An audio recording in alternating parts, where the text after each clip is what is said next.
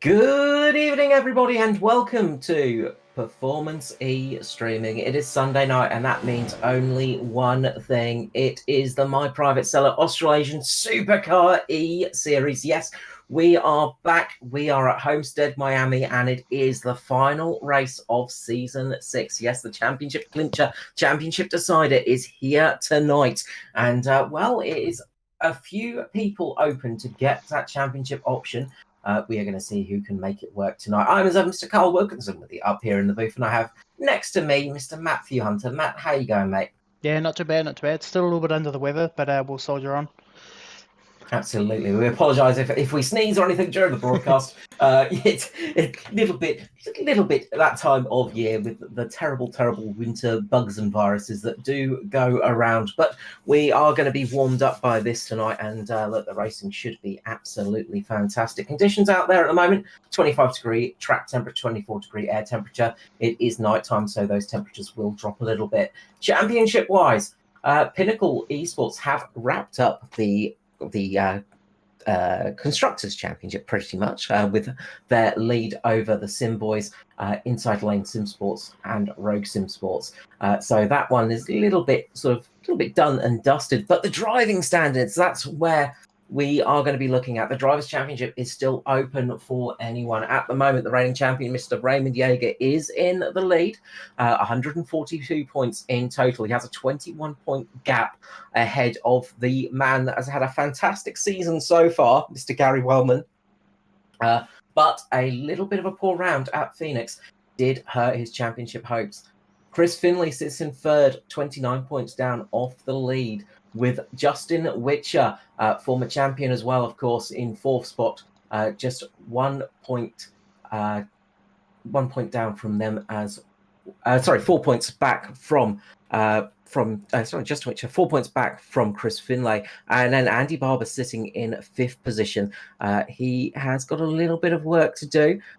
He has to make up quite a few points, 43 points to get up to the leader. And that's going to be, 35 points to make it up to the leader. That's going to be a tricky one to get, but he could still find himself in a good spot for the standings, of course. So, as I said, we are in for a good round here tonight, and it's a little bit of a different format, Matt, so that's going to shake things up too.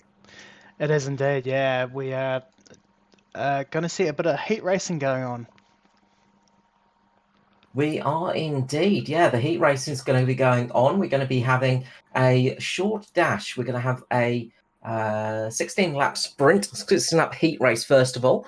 It's going to be split between the two qualifying groups. So the top 8 from qualifying will be sort of inverted in that, I believe.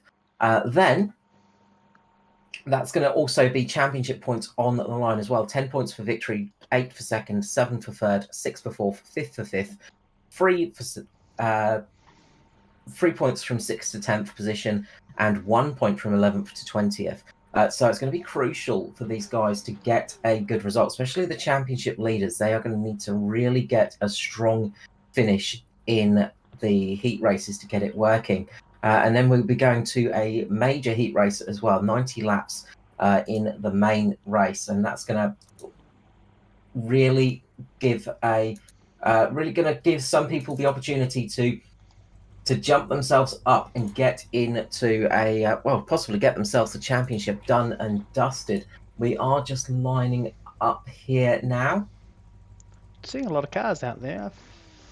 Yeah, I'm trying to figure out what's going on now. I think we're just doing the main heat race is going to be all the cars. So I think we're just doing 16-lap dash, basically.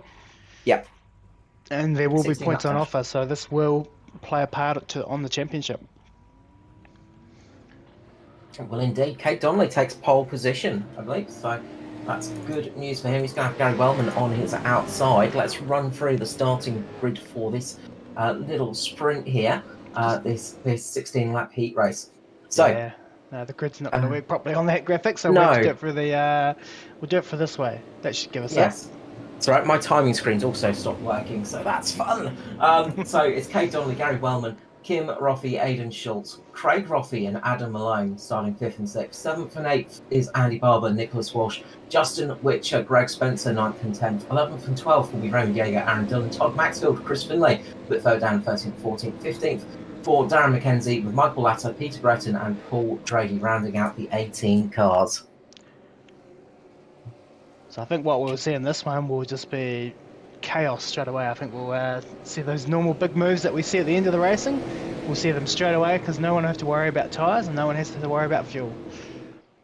Absolutely, it's going to be an absolute dash here. So pace car pulls in and the Sim Boys, Cade Donnelly leads them away, gets his foot down for this, the first part of tonight's championship dash, and it is Cade Donnelly in the lead. There we go, my timing screen's actually come back working. Gary Wellman up on the high side at the moment, a little bit further back, Aidan Schultz and Kim Roffey battling it out. Raymond Yeager and Justin Whitcher want to make sure they get through the field cleanly. They can't afford to just do not finish here tonight.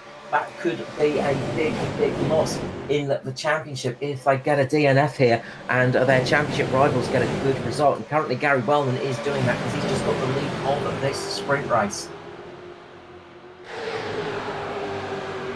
Yeah, a bit like big. Formula One. A bit like Formula One, isn't it, with the sprint?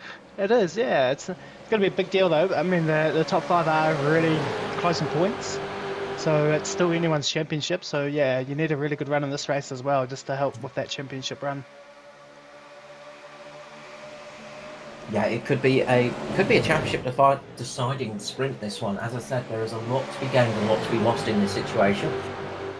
And for such a short race, if you have a big accident, you can't really...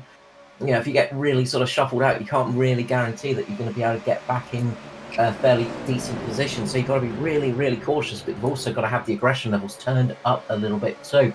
It's Gary Wellman. He's got a decent lead at the moment. And then behind it is all chaos. Cade Donnelly, Aidan Schultz and Kim Roffey all sitting side by side. They were free of breath for a couple of moments there. Really battling it out. And Andy Barber having a good run as well. He's got Adam Malone next from the 2 teammates, working very well to get himself in 6th and 7th at the moment. Aidan Schultz makes a move on Cade Donnelly, gets himself up into P2. That's one of the great things about Homestead is it is a real true multi-groove track. You can go 3 wide and still hold the pace. Absolutely, and in the supercar as well, the Australian Supercar, it gives you that opportunity because you've got a bit more downforce and you can really take advantage of some of the grooves that you wouldn't normally want to run this early in a race. You can really do that because the car is squatted down on the track, and well, especially at Homestead where you do get that multi-groove racing to begin with, really makes it work well. Cade Donnelly getting a huge run on Gary Wellman there. Said Gary Wellman had a lead. He was leading, having a really solid lead before, but as we know, as soon as you get in the slipstream of these things, you get dragged up as there's a bit of a moment behind. Hold it. Oh, no. They're wrecking, and I think that was Chris Finlay going head first into the wall. That is one of the championship contenders out early doors, and I don't think we've got a caution from that. No, it'd be heat racing, so I don't think there'll be cautions. No, of course not. Yeah, that's correct. Of course, no caution, so that makes it even more perilous. And that is a scalp out already, Chris Finlay. That is a huge shame. You see that he just had a big moment, and that is 3rd place in the championship, Chris Finlay, and that's him out of the running in this heat race. Of course, it's not over. There is still the feature race to come, and that could be an opportunity to get back into it, but this will surely hurt his championship hopes. Meanwhile, Cade Donnelly is up in the lead with 9 laps to go. Aidan Schultz really pressuring here, wanting to get the W next to his name once this season. Been threatening the top spot for a few times in that Golden Octopus car. Of course, the Golden Octopus Foundation helping battle childhood cancer and helping families fight it as well. Great little charity to be looking at. There's a little bit of contact there between Gary Wellman and Aidan Schultz. Just gets him sideways, but he saves it. Great job saving that one. Save there by Aidan Schultz. It was indeed. Yeah, that incident with Finlay, it really was slow motion, wasn't it? I think it was Andy Barber who was just a bit going on there, and it just fishtailing, and he was trying so hard to save it, and he just couldn't save it, and had a little bit of contact, and unfortunately Finlay got the worst of it. That's under 10 laps to go, 9 laps to go now. Yeah, absolutely. You could see that accident happening for about 10 minutes, I think. It was just that slow in the happening. Cade Donnelly has sprinted out into the lead. He's got about a half-second gap over Justin Whitcher. We can never count out the Whitcher Electrix sponsored Pinnacle Esport entry. Justin Whitcher, of course, former two-time champion in the series. He knows what to do to take that championship victory. And he's sitting in a good position at the moment in P2. He's got Todd Maxfield behind him with Aaron Dillon, and Gary Wellman's dropped down to 5th position here. He has dropped out a little bit after that little bit of contact with Aidan Schultz. Yes, but as we know with Gary, you never count him out. But Raymond's doing the right thing. Raymond's right behind him now. So Raymond just needs to stick to Wellman as much as he can and minimise, or get as much points as he can above him. Yeah, that's it. Look, if he can't get the victory, he just needs to finish as close as possible behind Gary Wellman to secure himself that championship and defend it from last season. You've got to say it's looking good for Jaeger. He's got that 20-point gap. Contact again between Aidan Schultz and I didn't see who that was. I think that might have been Gary Wellman again, and that's dropped him down even further down the pack. See if we can go a quick replay of that one.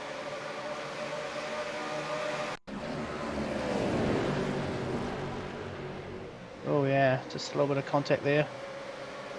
I get the feeling that was just a little bit of, you gave me a bit of a touch-up before. I'm going to give you a little bit of a touch-up just to say thank you. And look, that is the perils of stock car racing. So 5 laps to go here in this little sprint, and we are quickly coming towards the end. Cade Donnelly got the lead, but Justin Whitcher closing the gap up now, using that slipstream to get himself up towards the front, not wanting to make the run too early, of course. You've got to time it to perfection. If you run too early, it just gives the car behind an opportunity, as Craig Rothie makes a move on Aaron Dillon in the background as well. Rothie really pressing forwards and wanting to get a good finish in the championship as well. He is another one of those drivers that would love to get a much better finish in tonight's championship race and get himself at least a bit higher in the standings. But he's fighting with Aaron Dillon right on the high side, of course. Simboys wanting to try and get as many points as possible as well for the team's championship. It's going to be a hard hill to climb, a hard hurdle to jump over for them because, as I said, Pinnacle are pretty much secure with that. They've got one hand on the trophy. The other hand is polishing it, so it's very much like they're going to get that one. But it is motorsport and anything can happen, so you can never count people out.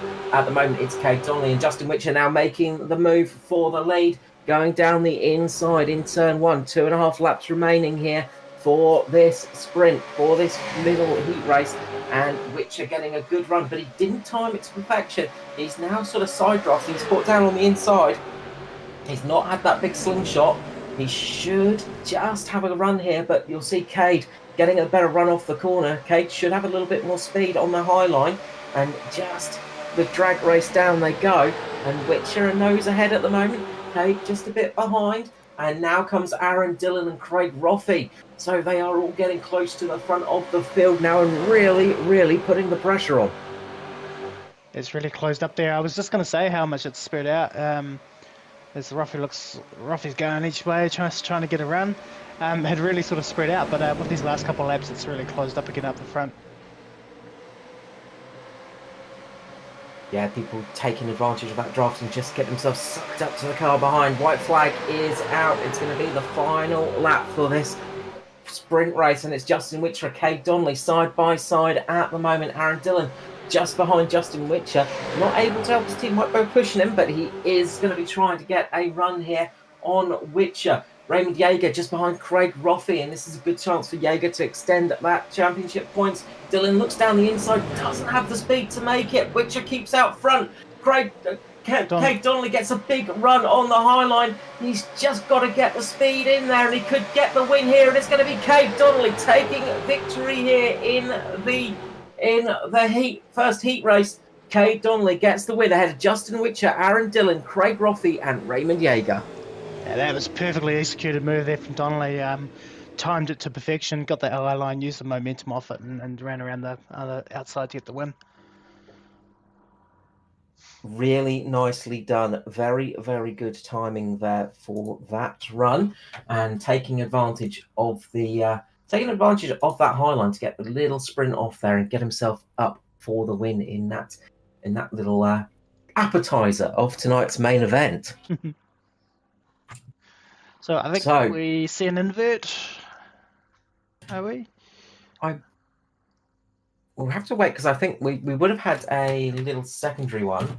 I think we were going to have a 45 lap main, but I think that's going to be skipped because we have less than 30 cars. So I think we're going to be going to.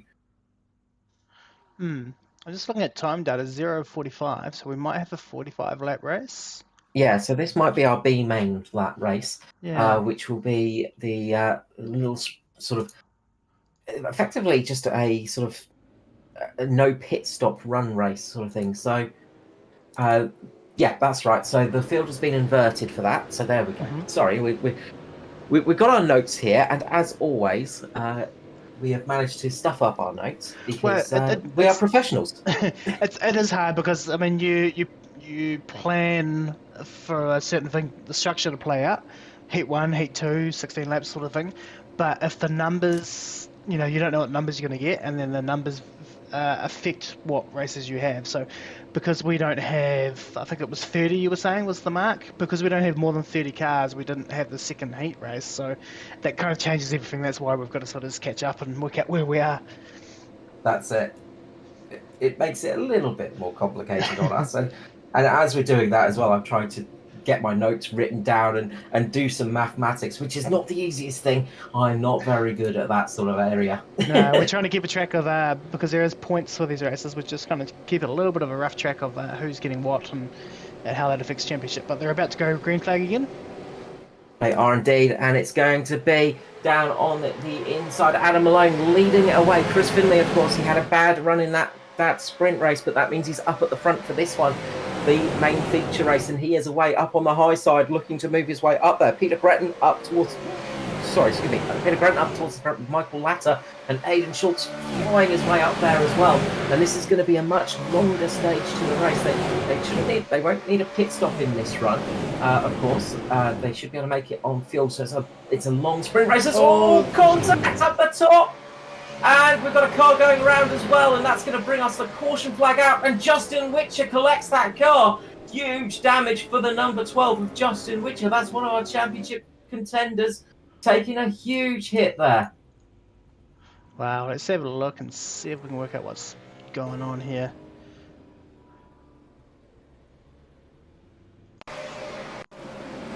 Raymond Jaeger just snuck through that one by the skin of his teeth. Unfortunately, Andy Barber caught up in that one as well. So it started the roundabout here.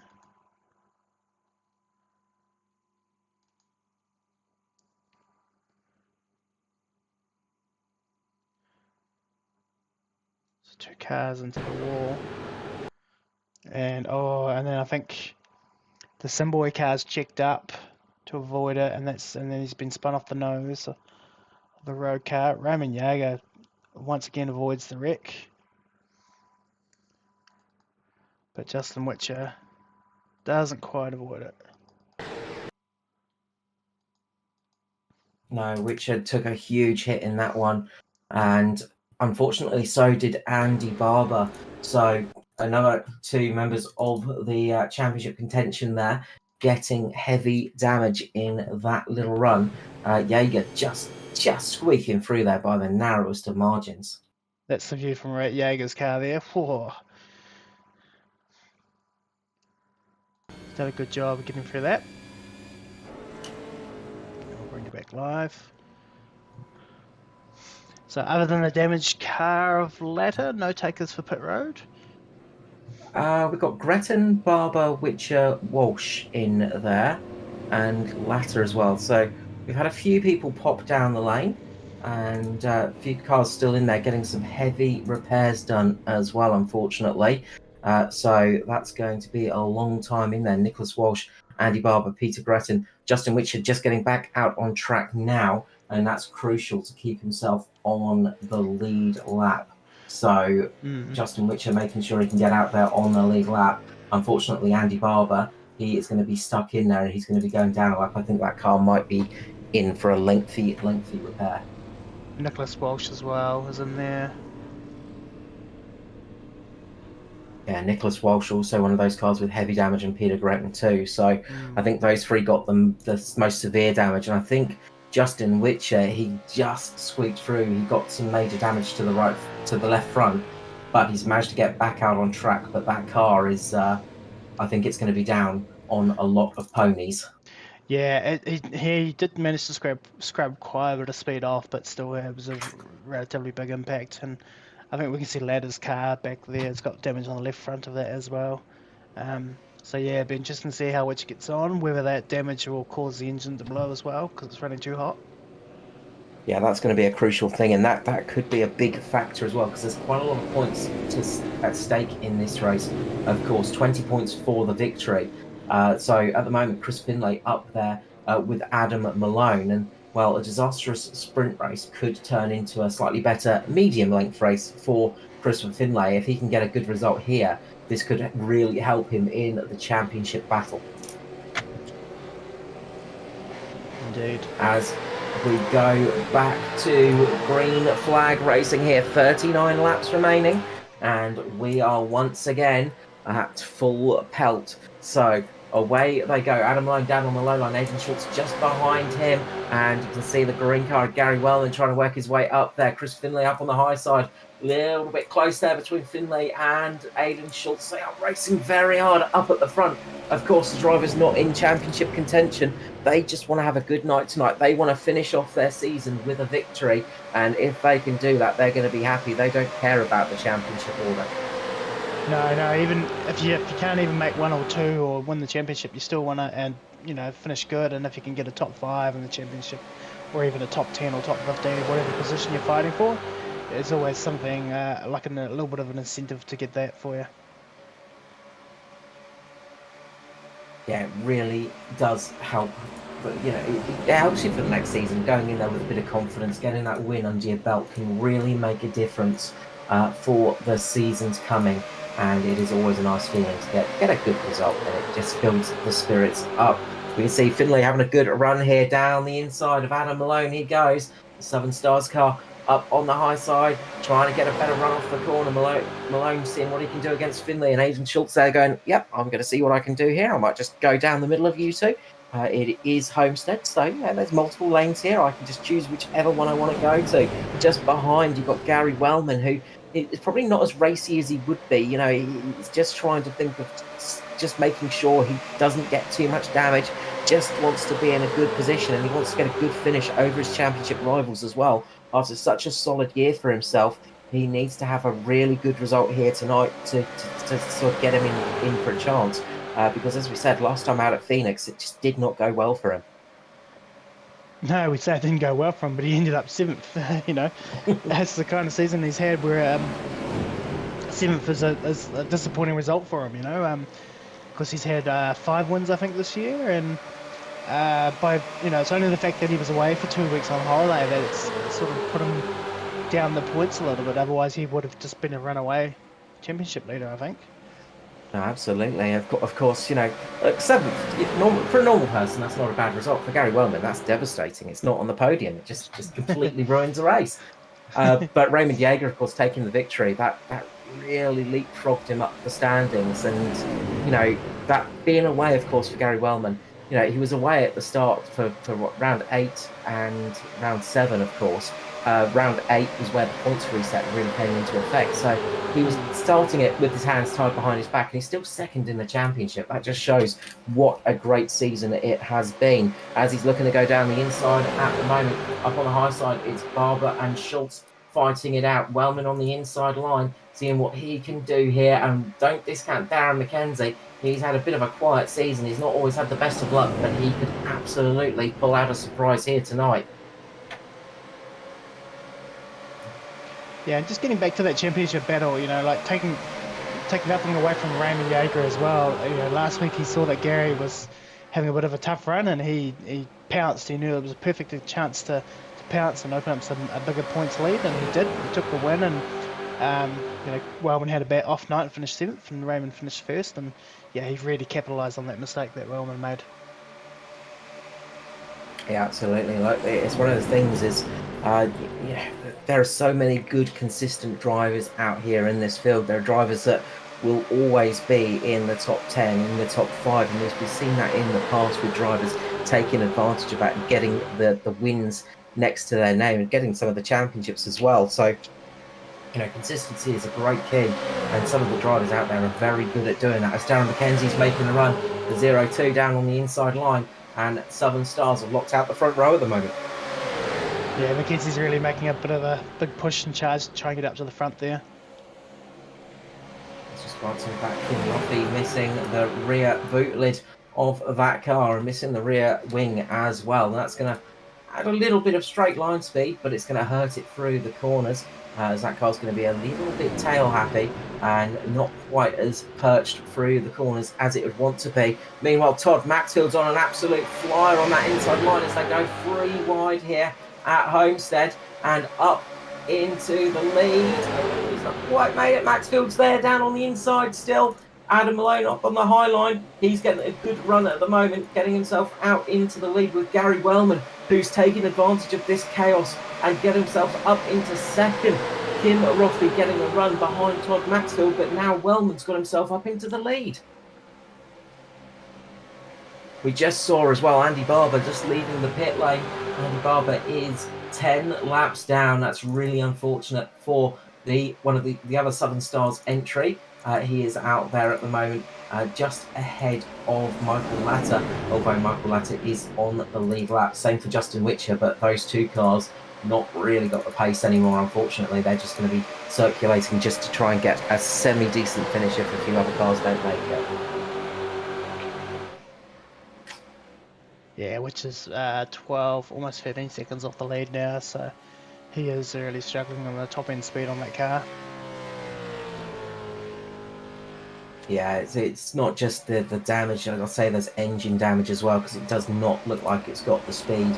We know these cars, they don't act as sort of traditional NASCAR in a draft pack. You don't sort of get as much of an advantage when you're running in a group. You can still get up to fairly good speeds in these things because they've got so much horsepower underneath them.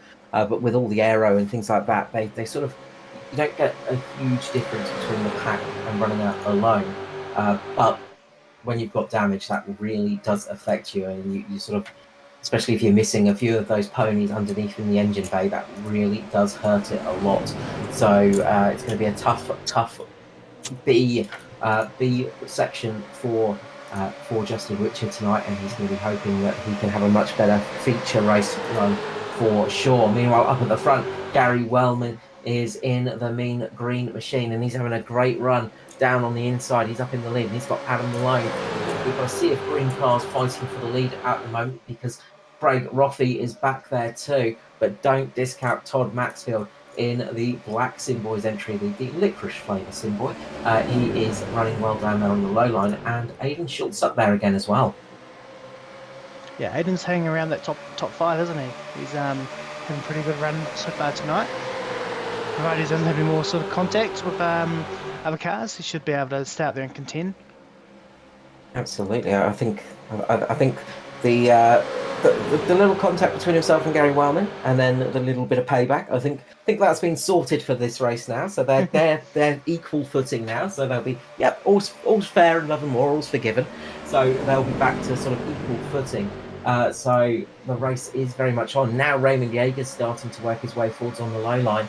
The RKJ Web Services sponsored Pinnacle eSport entry, having a good run down on the low line. He's got Aaron Dillon right behind him, Darren McKenzie on his high side, trying to get past Craig Roffey at the moment. Can't quite get the speed on the low line yet, but he's got a chance to get a good run if he can get the slipstream of Todd Maxfield. But he's just unable to get there because Craig Roffey's put himself in the middle as they're 3 wide. This is the fight for 5th, 6th and 7th. 3 wide in the mid-pack, battling hard there. Really, really racing each other well. Nice close action on the track, giving us a great spectacle here. Yeah, they're doing very, very well. They're they're racing each other pretty hard and pretty close and 3 wide at times. But yeah, they're doing very, very well. I don't want to jinx it. We have to be careful in what we say. We do not want to jinx these drivers. It's the commentator's curse is very strong between us lot. Yeah, you could put good money on our commentator's curse. If we don't talk about a driver, you know who's paid us off. Yeah. It's not because we don't not seeing you have a good run. It's just we don't want you to have a bad accident. We want you to have a good race, so we're not going to talk about you. That is how it works. Absolutely. So I'm just doing a quick tally up from the little sprint race we had as we continue on here. But Maxwell's got a little bit out of shape there.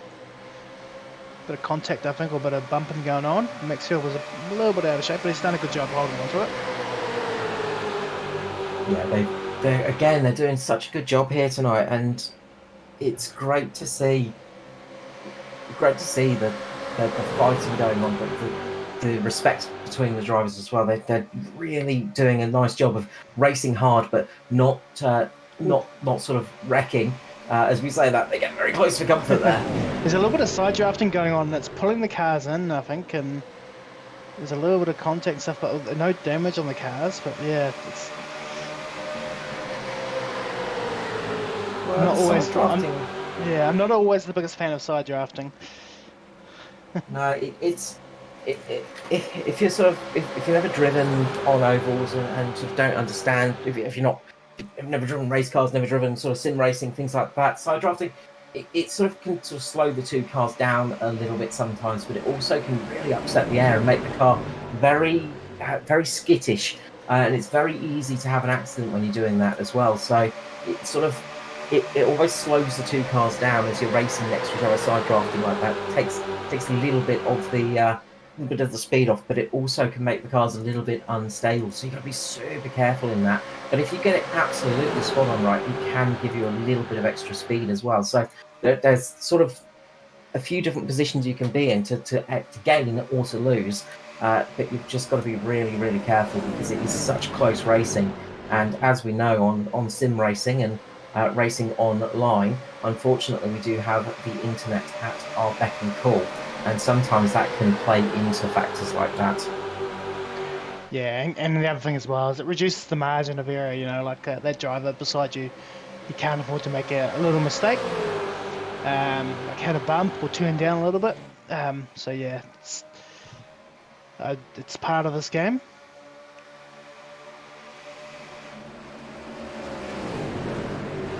So we see Raymond Jaeger, 3 wide here. Aaron Dillon looking to try and make the move on the inside of his teammate Maxfield. Raymond Jaeger was on the outside. So he's got a good run. Good runs there. So I've just done a quick tally up, and I've not added bonus points into this effect, but from the last little joint, Raymond Jaeger's still in the lead with 147 points. He's ahead of Gary Wellman, 124 points. Justin Whitcher has jumped up into third in the championship with 115, and Chris Finley's dropped down to fourth with 114. So it is still very, very close out there for sure. There is still plenty of things that can happen in this race, and Raymond Jaeger's absolutely going for it. You'd think he would be a little bit more cautious because he's not got as much he's not got as much that he can afford to be a little bit more cautious, but he's not doing that. He is racing hard, and he wants to win this championship by getting the victories as well. And you can see that as he battles with Aaron Dillon at the moment for P2. Well, it sounds like from those points that you did there, quick tally, it sounds like he might have extended his lead. So yes, he's just trying to stay right on the back of Wellman now, and heading into the final race. He's only really got to keep an eye on Wellman and stay with him. 23 points between the two at the moment. As I said, that's not taking into account any bonus points. I can't remember. I don't think bonus points come into it until the actual feature race. But that's one of those things I always like to just be a little bit hesitant of, because we're trying to work it out on the fly as we're racing here. But at the moment, about 23 points between the two. And look, Gary Wellman, if you can get a win here, he's going to close that gap and make it more of a chance to get that championship. He is doing all he can at the moment because he is in the lead, the 45 up at the front at the moment, and getting a fairly healthy lead by about half a second over Aaron Dillon at the moment. Roman Jaeger dropping back into third position, and he's got Todd Maxfield all over the back of him. Yeah, and that's working out perfectly, you know, for Gary, because his teammates, Dillon and Maxfield, are racing Raymond hard, you know. They're trying to take away positions, to take away points, to help Gary out a bit. Nothing untoward about it, but, you know, racing him pretty hard, as they should be, and, yeah, just trying to help Gary out. At the moment, one of the cars that's dropped off a bit is Christopher Finlay. He's fallen down the order a little bit. He's in 12th position, and I'm not sure what happened to Chris. I don't think he was involved in that early incident. We saw him starting up the front of the field, but the 104 has dropped down a little bit here, unfortunately, and he's dropped off the back of the main pack. So he is he's sort of in an I can't even say it now. Unenviable. Oh God, no, that's not a it. good situation. No, not in a good position. Not an ideal situation. Yeah, we'll go with that. Not very enviable. Oh no, I can't do it. Envious. Enviable. Now I've got him as well. Yeah. He's not great. It's not a great situation. No. I think Whitcher's up the creek without a paddle. There we go. Whitcher's in danger of going a lap down. He's 31 seconds off the pace, and they're running 33.5s for lap time. So the leaders are just coming up on him now. Yeah, and you'll see in that shot, you can just see creeping in the background Gary Wellman, and the closing speed is going to be pretty fast here. Justin Whitcher, he's down by about 40 odd kilometers per hour. That's the speed difference between those cars. Just that damage in the front really, really hurting the 12. And it's not steering how he wants it to. It's not driving how he wants it to, but he has to keep running just in case anybody else has an accident. We've only got 12 laps to go here, and Gary Wellman up in the lead with Aaron Dillon behind him, Raymond Jaeger in third, Craig Rothie in fourth. Rothie having a good run up here as well.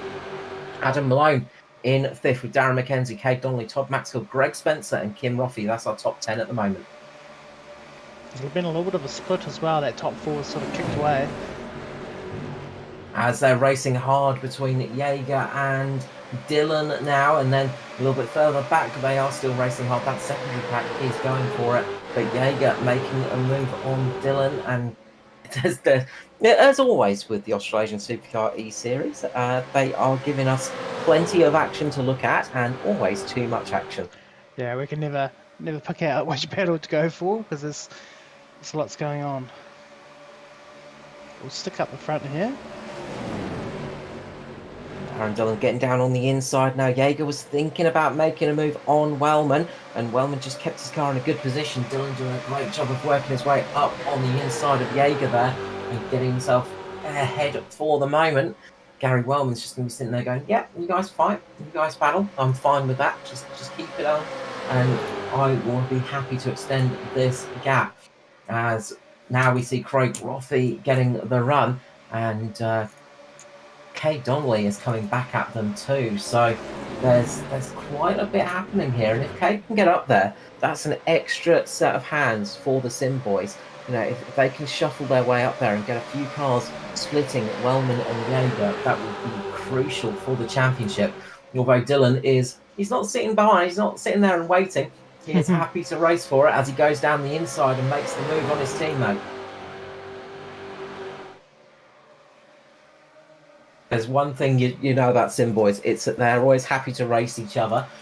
They don't play the games, they will absolutely race hard with each other because they want to be the top Sim boy at all times. A little bit further back, Greg Spencer, Todd Maxfield and Adam Malone really going hard as they're 3 wide, but we'll keep our eyes. They just drop back a little bit. It's all very close there between Spencer and Maxfield as Kim Rothie's going down the inside here and making the move. And look, that rear spoiler, that rear wing missing has not hurt Kim Rothie too much in this race. He's doing a great job of keeping that car, but I imagine the rear tyres are not feeling the best that they could be. Meanwhile, up the front, it is getting very close now. Gary Wellman back into the lead. He's got Jaeger right behind him. Cave Donnelly is also up in this group as it's become a 5-way fight for the win. Craig Rothey getting a run on the high line as they're 3 wide behind Raymond Jaeger, Cave Donnelly and Craig Rothey 3 wide. In the background, there's contact between Jaeger and Donnelly. Brings out the caution, and there is chaos happening in the background as well. As who was that having a big moment going around? As Craig Rothey having a huge amount of impact on that car, and that's his race done for. And I think everybody else managed to make it through relatively unscathed, but quite a bit of damage there for the leaders, and that brings the caution flag out with 6 laps remaining. See if we can get a little bit of a better view on that one. Just racing pretty hard up the front there, aren't they? Sort of 3 wide for a bit. There's a bit of contact between Jaeger and Donnelly. It sends them both up the track. Rothey's just the wrong place, wrong time again. That's been the case a few times this season. Poor Craig Rothey just not sitting in the perfect spot, and just one of those little racing incidents, you got to say. Donnelly's just scrubbed up a little bit on track, just made contact with Jaeger, and then unfortunately it's just pitched him up into Aaron Dillon, and that's bounced Cade Donnelly back down the track, and unfortunately Raymond Jaeger's gone right up into Craig Rothey, and Rothey's pretty much saved. Rothey's basically thrown himself in front of Raymond Jaeger there, saved his life, but he's still got some damage on the right front of that car, but that would have been much worse if Craig Rothey wasn't there, I've got to say that. Yeah, it could have been much, much worse. As they all come down the lane here, and I'm assuming it's for some Tyres, maybe? Tyres. If you got them, use them? Yeah. Yeah. That's got to be my assumption here, is maybe a set of tyres just to give a little bit more speed, because I think fuel-wise they should all be fine for fuel. I think there's about 50 laps for a stint here, so I think fuel-wise it should be absolutely fine. So my assumption is they've all come in for tyres, because I imagine the tyres would have been getting a little bit tired at this stage of the race. Everybody but Kim Rothey. Interesting.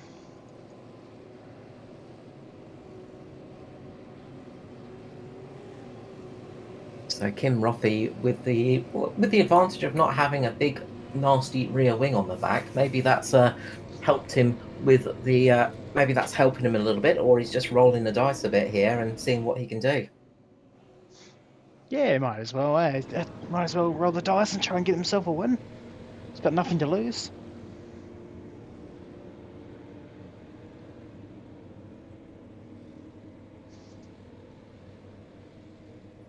Absolutely. Look, may as well try it. And, well, that's given Raymond Jaeger the chance to, I think, maybe taking a couple of quick repairs, but not much time spent in pit lane. He was stationary for about 15 seconds, so about 5 seconds longer than the rest of the field. Justin Whitcher's back in the lane to get some repairs done, and I think that also will have been the lucky dog as well for Justin Whitcher, so he's back on the lead lap. So some good news there for Justin Whitcher, and of course jumped him up another place as Craig Rothey is unfortunately out of the race.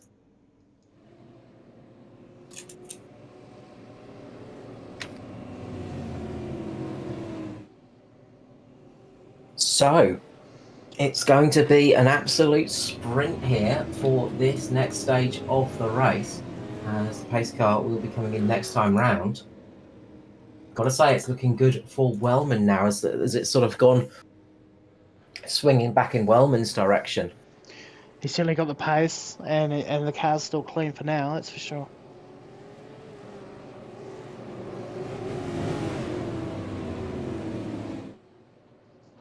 So we will see how this unfolds, and well, it's going to be more scratching on my notepad and more mathematics in the near future, so not looking forward to that. But we will be seeing how this one goes, and that a lot can happen in 3 laps of a race. And you know, a lot of these drivers are very hungry for a victory, and they would very much like to get this stage win, get this victory here tonight, and then put themselves in a good stead for the feature race to get themselves the outright victory for tonight. It's going to be a few hungry cars up there. Raymond Jaeger, he's dropped back a little bit. How much damage has he got? How much is that going to affect his pace? We're going to find out very, very shortly. Kim Roffey is going to be leading us away. The 099 into the restart zone. And it is Rogue Sim Sports leading away. Gets a big jump there. Gets a nice restart ahead of Gary Wellman. And pulls a bit of a lead straight away. Kim Roffey seeing what he can do, of course. I think everybody's just changed some tyres. So Roffey's tyres will be up to temperature nice and quick. Everybody else will just have to tiptoe around a little bit as Aaron Dillon has a big slide in the background. Just about saves it. Gary Wellman really putting the pressure on Kim Roffey now, just giving him a little bit of a touch as well as they got very close to the wall. And Wellman saws his way past and gets himself into the lead. Roffey's going to try and get a better run on the low line, seeing what he can do in the slipstreamer Commodore, minus the rear wing. Of course, it's the super speedy version of the Commodore, but that rear wing missing just hurts you on the corners. You can see that Roffey just losing out through the midsection of the corner, just unable to carry as much speed as the guys that have got a fully formed race car. Down the inside goes Adam Malone. Adam Malone's not done yet. He's wanting to try and get up there as the white flag will be coming out, and Gary Wellman's in the lead at the moment. Oh, Roffey's been contact! That's going to bring the caution out to a green-white checker, as there is a big moment down there, and Aaron Dillon still wrecking, I think. Just about stops it from crashing. But that was a long crash for Aaron Dillon. He managed to save it just at the nick of time. Meanwhile, Kim Roffey has gone around, and what happened there? We got a little bit of contact from Maxfield there. Let's have a look here. Just on corner exit, look like a little bit of contact from Maxfield. Right there. Just enough to unsettle the car and get it started looping around. As that was all happening, there's a second incident happening in the background between Aidan Schultz and I think it's Greg Spencer. Those two making contact. So jump back to that one as well. So just on the exit of the corner, just a little bit of, looks like netcode contact between Spencer and Aidan Schultz there, unfortunately. Ooh, yeah. If we get a closer look at the background, they sort of had a bit of a gap between them, but unfortunately Aidan Schultz has just sort of, car's just been turned up there, and it looks like the drivers sort of had some room, but then all of a sudden the car's gone spearing up. You'll see it from this angle. Watch the gold car on the low line through the mid corner, and it's a little bit tricky to see here, but it just looks netcodey to me because they weren't really touching, and it just speared Aidan Schultz up the line, unfortunately. But they got away relatively unscathed from that one. Everybody got away relatively unscathed in that incident. They sort of survived quite well. There wasn't a huge amount of car damage, I think, for anybody in that one, luckily. Kim Roffey, he got sent down the track, had a little bit of a nose into the wall, but doesn't look like there was much damage to the Rogue Sim Sports car. He's decided to come down the lane and get a fresh set of boots, possibly, for this little run to the end. So a few people just coming in for a quick repair job and possibly some slightly fresher boots, and seeing what they can do in this shootout for the penultimate race of the 6th season of the Australasian Supercar eSeries, brought to you, of course, by my Private Cellars, United Electrical Solutions, Hot Toddy Heating Installations, RKJ Web Services, and Whitcher Electrix.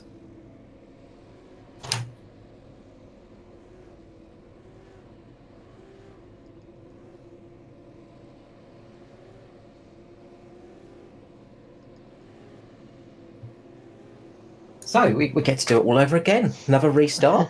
Everybody's going to be taking a deep breath. everybody's going to be thinking about how this one's going to go. It's getting close between, well, Raymond Jaeger, he didn't have the speed after that restart, but he's managed to sort of squeeze himself up into 8th as 2 of the cars got taken out behind him. But he has Chris Finlay right behind him for this restart. And of course, Finlay is in the championship. Justin Whitcher is back in there as well. He's up in 11th position. Doesn't have the pace in that car, but he's managed to get himself a couple of crucial extra positions for this little short run to the end of this this sprint race.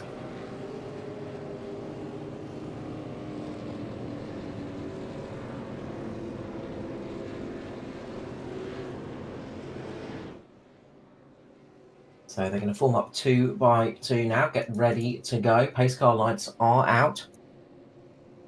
And we'll be going back to green flag racing. Of course, green white checker if you're new to oval racing. It just gives us a little bit of overtime for the race. The green white checker means that you have to go, you just get a little bit of an extra lap to do. So you get 1 lap and then the white flag will come out and then you'll finish the race. Of course, if we get a caution in that time, the race will finish under caution. So effectively giving everybody one last chance to get it finished under green. And at the moment, it is the mean green machine of Gary Wellman up there with Adam Malone. So it's a green front row at the moment. Southern Stars up there with the Sim Boys. Just behind, it's Aaron Dillon and Todd Maxfield. So quite a few Sim Boys cars up there. Don't discount Darren McKenzie. He's back there with Cade Donnelly as well. So another of the Southern Stars cars. So the teams could come into play here, but we'll have to see how this one unfolds. Gary Wellman's going to be leading us away as we get ready for this sprint to the end. To the restart zone, they will be coming. Gary Wellman drops the loud pedal, gets away nicely. So does Todd Maxfield on the low line. They pull away here for this, the final little run of this second stage of the final round of the championship. We've got 1 race to go, remember. Plenty still to come, plenty of action still to come here tonight. Oh, as Aaron Dillon gets very loose, just saves the car again. I do not know how he saved that. That's 2 major saves for Dillon in a row. Just keeping that car in the right place. Raymond Jaeger moved himself up a few positions. He's in the middle, 3 wide, getting squeezed a little bit. It's getting very close for comfort back there. Gary Wellman crosses the line for the white flag. This is going to give Adam Malone a chance for a run. He's getting a good slipstream behind Gary Wellman at the moment. Jaeger still battling it out there with Aaron Dillon. They're side by side, but up the front it's Gary Wellman in the lead, trying to get that run, trying to break the slipstream behind him. You can see Adam Malone is really getting a run here. To the finish line we go. Who is going to get the victory here? Wellman's going to have to try and pinch it low. Looks like Malone's got a beautiful slipstream behind him. Malone's getting a run here. Will Malone make it? It's going to be close to the finish line. And it is Gary Wellman that takes the win for this, the second round. Adam Malone in second with Darren McKenzie in third. Todd Maxfield fourth. Cade Donnelly fifth. Aaron Dillon sixth. And Raymond Jaeger seventh. With just... Forgive me one moment. Chris Finlay comes home 8th, Greg Spencer 9th, and Kim Roffey in 10th. Doesn't give him much time to go for the results. Get straight into the next race. Absolutely. It's a sprint race for us, and it's a sprint race for the commentating as well. Okay, so what I'm going to do quickly is I'm going to fire up the old calculator, chuck some coal in there, because this will have closed up the championship battle between Jaeger and Wellman a fair bit. So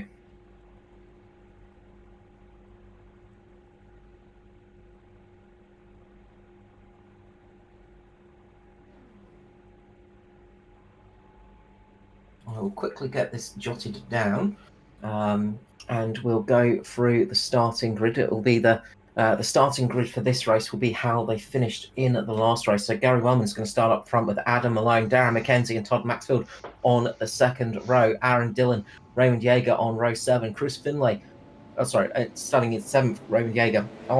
Starting out of 8th is Chris Finlay with Greg Spencer in 9th. Kim Roffey and Justin Whitcher, 10th and 11th.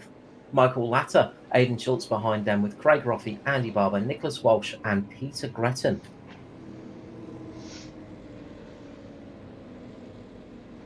Looks like Adam Malone is going to start from pit lane. He might have missed the start of the grid.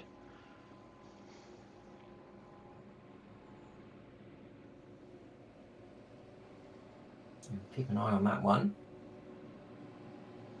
as they all start to get ready here and start to get ready for this, a 90-lap race. So a pit stop will be happening in this race. Fuel will be crucial. We think they can do about 50 laps on fuel. Although, if they needed fuel last time, then that will mean that it's about 40 laps, which will mean it could be a two-stopper here.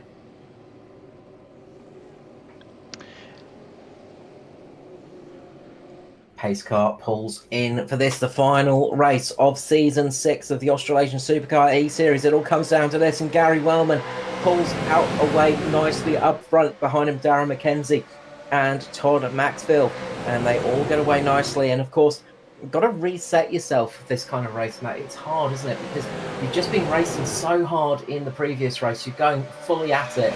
Now you've got to race for 90 laps, so you've almost got to reset yourself, take the aggression levels down, and just get into this race in a sort of slow and steady manner. Yeah, you've just been up on the wheel for heat race. Oh, Roffy gets big sideways there. You may just to say that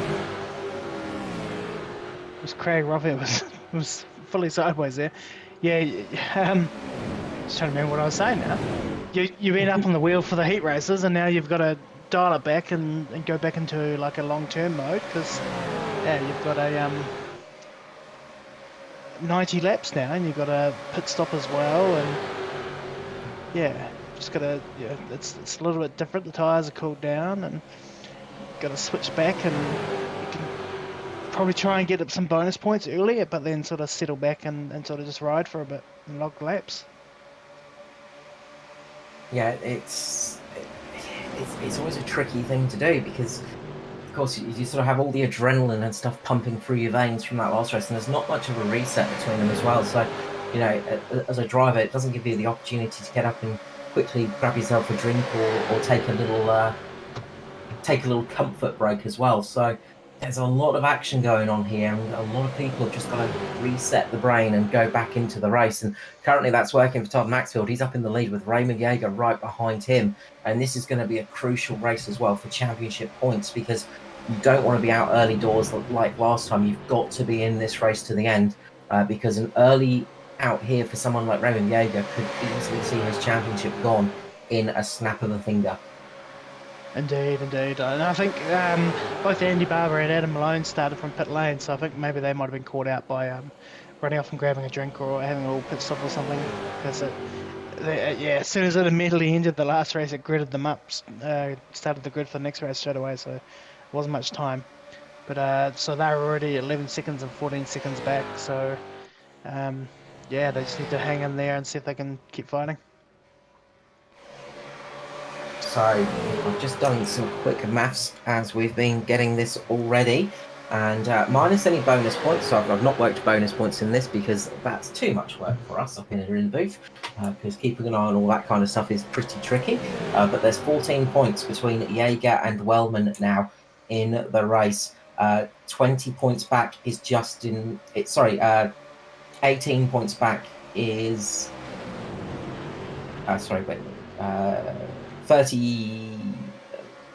18 points behind Gary Wellman is Justin Whitcher. Is Chris Finlay, and 20 points behind is Justin Whitcher. So there is a fair gap now between Finlay, Whitcher, and Yeager and Wellman. So it's really, I think it's going to be down towards Yeager and Wellman here, and that's going to be the real battle for the championship. It's still not out of the question for Finlay or Whitcher to get this, but they need to basically see their championship contenders fall out of this race. So it's a matter of survival for Yeager and Wellman in this race. They really need to make sure they get to the finish, whereas Justin Whitcher and Chris Finlay, they need to get to the finish, they need to get the victory, but they also need a little bit of luck on their side. Yeah, they do. They need the other drivers to have a bit of misfortune, don't they, as well? Although you would never wish misfortune on the other drivers, but yeah, if they have a bit of misfortune and they have a good run, they're still in with a chance. Very much so. So those bonus points could be crucial in this one as well. And both Yeager, Whitcher, Wellman and Finlay are going to be wanting to get a lap led at least, and also a fastest lap try and get the most laps led. You know, all those bonus points could be crucial here. So plenty of stuff to come as we are in the feature race here tonight for the Australian Supercar eSeries. 81 laps to go here at Homestead, and I can finally put down my calculator and relax a little bit and start calling this race properly. Aidan Schultz working his way up the field again, and we've seen Aidan be very, very hungry this race. Just been caught out a couple of times in the wrong place, wrong time.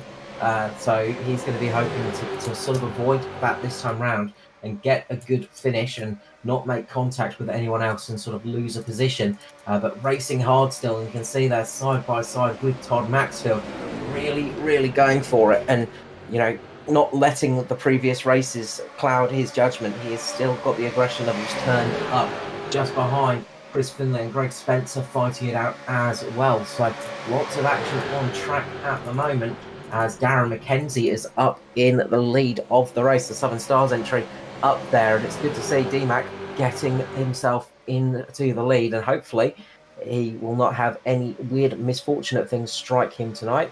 It's been a season of that for Darren McKenzie, but now Raymond Jaeger gets a run down the inside, gets himself up into the lead of the race. He just needs to stay there till he crosses the line so he can get that bonus point checked off. McKenzie is doing his best to stop that from happening. Side by side down the back straight they go. McKenzie getting a bit of a better run at the end of the straight. Jaeger a little bit better at the start of the straight. So it's going to be a drag race to the line, and it looks like Jaeger's got the better purchase off the corner this time as he leads a lap. Yeah, so that's one bonus point done. He'll be looking to stay out there and keep Wellman away from leading the lap as well. Yeah, that's going to be a crucial thing, and you can see he'll also want to sort of try and keep himself in the lead ahead of Justin Whitcher, just to sort of deny a bonus point there, just in case any ill fortune comes his way. You know, just wants to try and make sure he can secure himself that championship victory. It's going to be close, and there's a lot of fast pedalers behind him as well, and it's not the easiest thing to do to deny these guys of a race victory, and they're going to be trying their best to stop that from happening. You can see side by side still McKenzie and Jaeger. They are fighting very hard with each other. A little bit further back, Aidan Schultz still battling that with Todd Maxfield. Maxfield on the low line, getting a run here, gets himself up another position as Wellman is just sitting behind there in 5th position at the moment. So 4th, 5th position. So they're sort of seeing how this one goes. And of course, the driver's going to have a bit of crucial information because they've done that previous race. They've sort of had a reset, of course, but it gives them vital information of how the tyres wear, how the fuel gets used, how all the car gets used as well. So there's lots of things that they've learned from that previous run. Yeah, they should be pretty comfortable knowing what the car can and can't do and how it's sort of going to go after a almost near full run. That's right, Jaeger's just dropping back a little bit here as Justin Whitcher gets himself up into 2nd place. 75 laps remaining here tonight, and very close to the wall in the background goes Greg Spencer.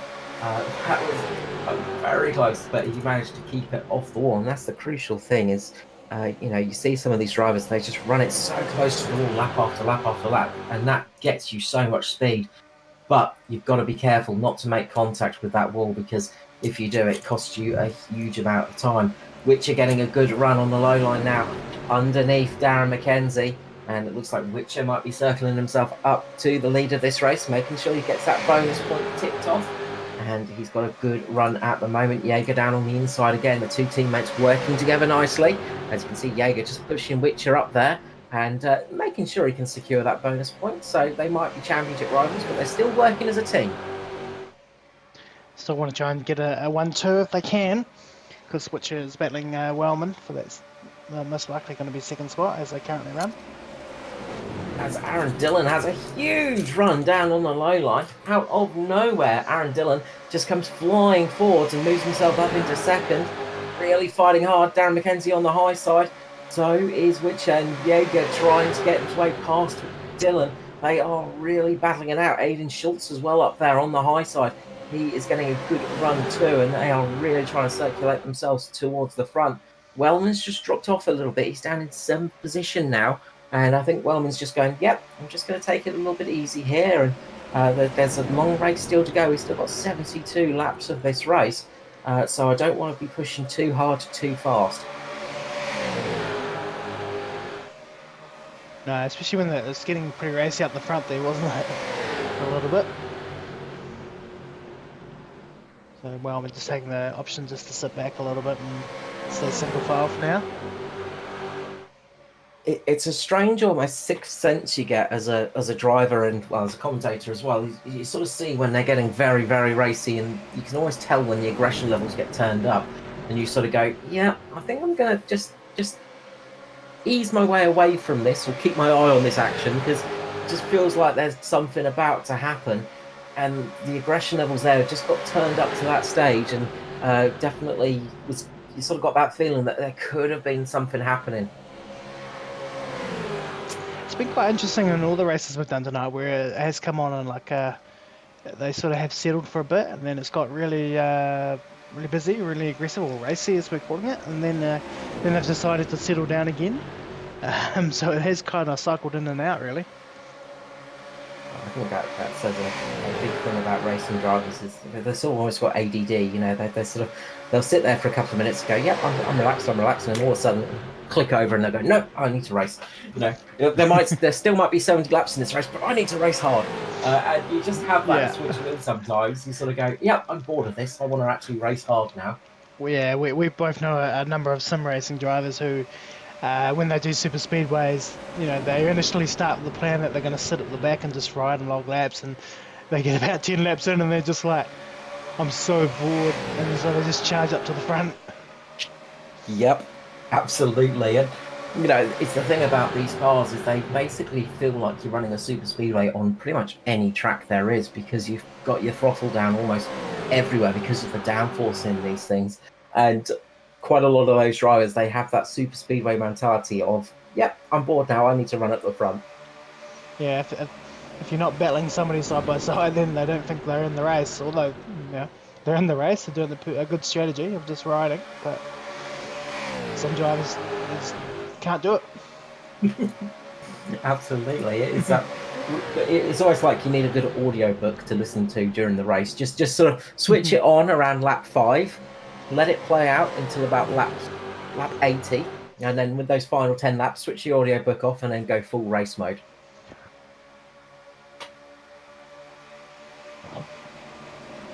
You can see it back there. Aiden Schultz is really battling with Darren McKenzie at the moment. Darren McKenzie's been running that high line all race long, and he seems really comfortable up there. It's not been the fastest line, but he has been able to run it consistently, and that could come and pay dividends later on in tyre wear. Just helping relax the tyres a little bit when you're running up on that high line. You're not sort of taking the tightest line, and that can sort of reduce some of the heat through the tyres and sometimes a little bit of the wear, and that could come to pay off for Darren McKenzie later in the race.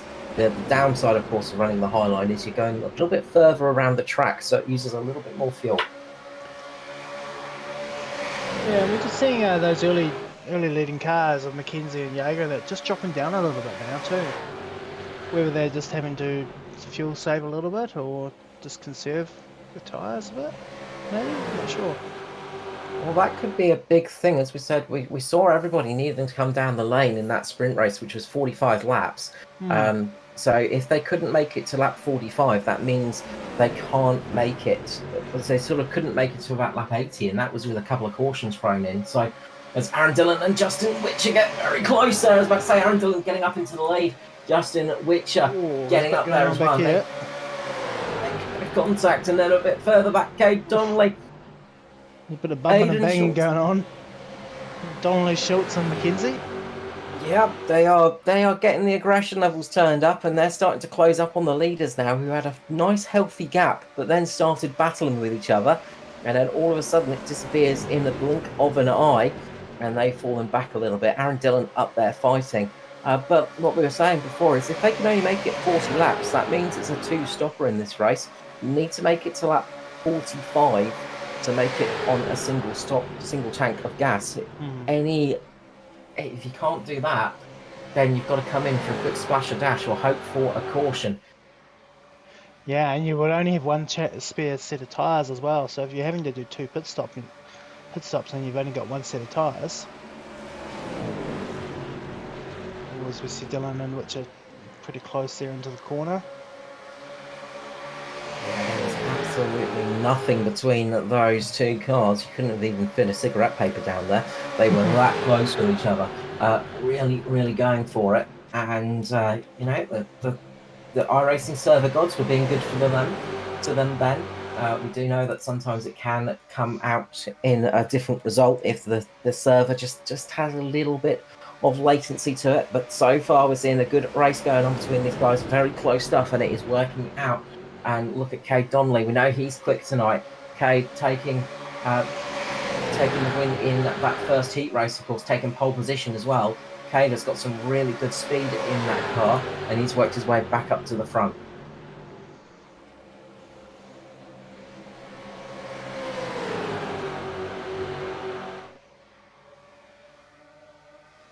So everybody really racing hard at the moment. The field covered by the top 13 cars covered by 1.5 seconds. Andy Barber and Adam Malone, of course, starting from pit lane.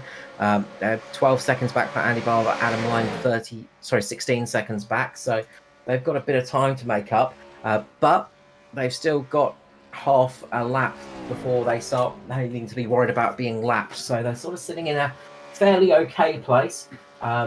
They might be able to make something up in a green flag pit stop, but they're sort of kind of hanging on for a caution, you've got to say, at the moment. Yeah, it's kind of interesting. They're on their own, and they're running the same time as roughly as the leaders, so they're not losing much at all.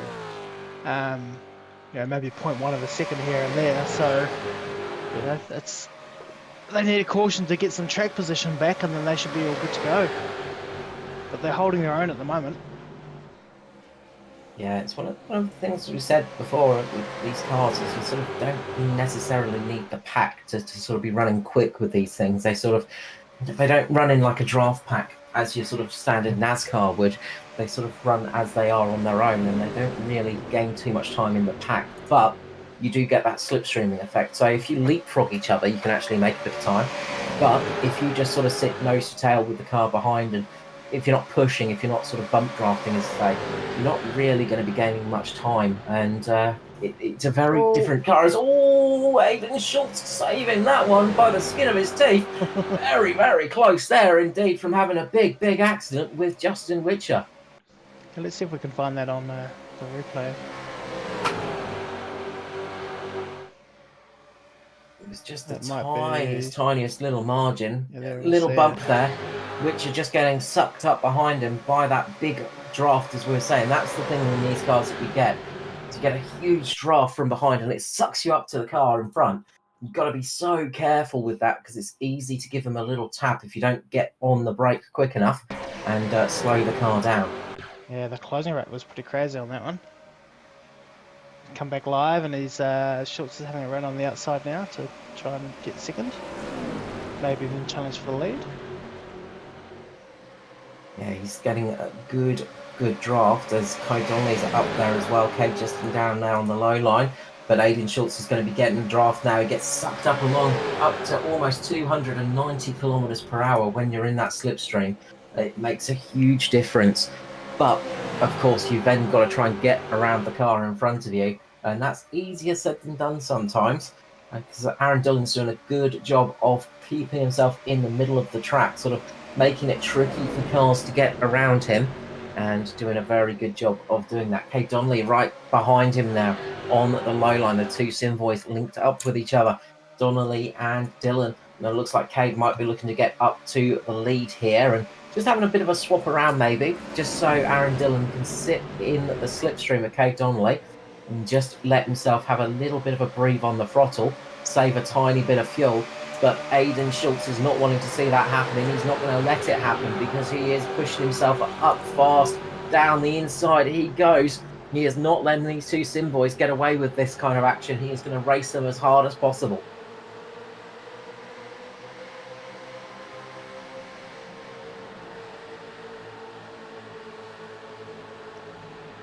So we're up to lap 35 now. So yeah, if we think we've got about 40 laps in the tank or so, we should probably start seeing some green flag pit stops happening in another 5 laps maybe.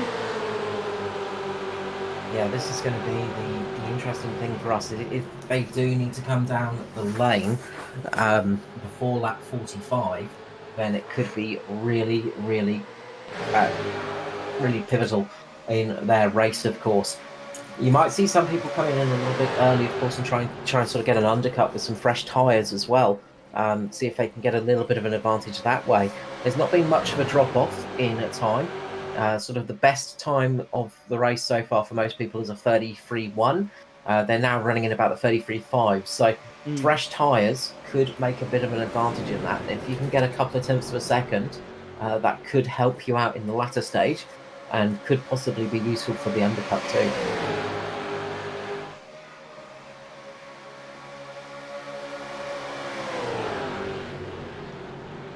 Of course, they only get one set of tyres to change through the race. You get the set you start on, and then you get one spare set if you cause damage to them and need to change them, or if you've just been racing hard and eaten away at the tyres.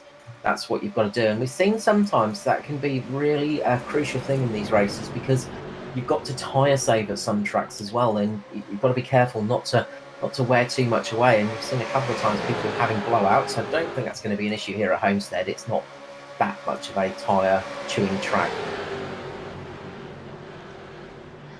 No, the tyres doesn't seem to be too much drop off, does there? So I don't think the degradation will be very high on them. No, unlike Phoenix last time out, that place tends to chew up tyres a fair bit more. Homestead is not going to be eating the rubber as much as before, and that means you get less marbles as well on the very high line and down at the bottom of the track. But there is still some debris out there. It's still a little bit slippery. So if you get offline and sort of find yourself running in a bit where there's a lot of debris and detritus on the track, it can affect you a little bit. You've still got to be careful. Darren McKenzie's dropped off the back of this pack as well, and he's starting to lose a bit of time. So I'm wondering if he's doing something strategy-wise. He's a long way off the pack all of a sudden.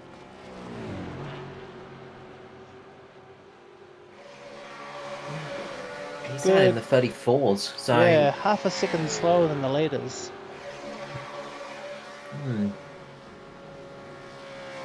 Half a second a lap time slower than the leaders. I wonder if he's trying to eke out a bit more fuel saving on it. Could well be. I'm just looking at his lap times. Yeah, he's been sort of about 34-second lap times. He's really dropped off the main pack and just trying something very different. So yeah, and it's slower than the cars behind Andy Barber and Adam Blown. They're in the 33.5s, 33.6s. So he could be paying the price of that leading out from the front so hard early on. He might not have enough fuel in the tank to make it to lap 45, so he's having to do a big save now. Oh, we've got a wreck happening! We've got a wreck happening, and that's going to change everything up because we've got a big wreck happening in the background. What has happened there, and who's been caught up in it? Let us get the replay.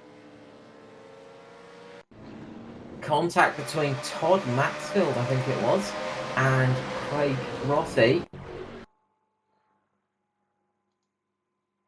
And heavy impact for the number 16 Simboys entry, and that's brought us the caution flag here on lap 42. Looks like it's only the 2 cars in the incident. Just make sure Mackenzie managed to get through okay. He did. So we'll try and have a look at this from a high up view and just see. It looks pretty weird.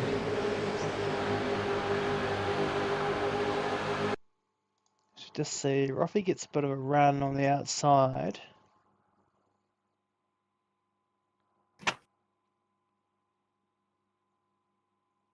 Yeah, I almost think that's maybe another netcode one as well. Yeah, it was. There looked to be some gap between those two cars. It wasn't too much. just quickly as well, Aaron Dillon has unfortunately made a bit of a mistake by pulling it into the lane a little bit early there. So he's going to find himself with a penalty for that one, coming into a closed pit lane, I think. So That will probably be into the longest line penalty, maybe. So maybe, because remember, Aaron Dillon was also leading from the front constantly as Kate Donnelly misses his marks in the lane. But Aaron Dillon was leading that charge constantly. I wonder if maybe he was a little bit light on fuel, so had to come in that time round, because he just did not have the fuel available to him to get round for another lap, and just played it off as a mistake. Maybe. But it'll be interesting to see if anybody comes back in the next lap around to top up of fuel.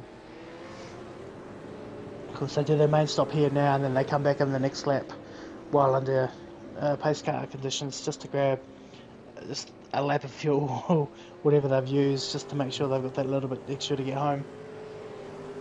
Mackenzie's stationary for quite a while. He might go. I wonder if... Yeah. He might be having equipment issues, maybe? I'm not sure. We have seen that with Darren McKenzie in the past, unfortunately, just having some equipment issues, and that's cost him a lot of time. And I wonder if that might have been a similar situation. He's just been driving around that equipment issue. Could be. So Aaron Dillon dropping to the end of the line. So it's nobody's come in for a secondary stop by the looks of it. So they must be pretty confident then they're going to make it to the end from here.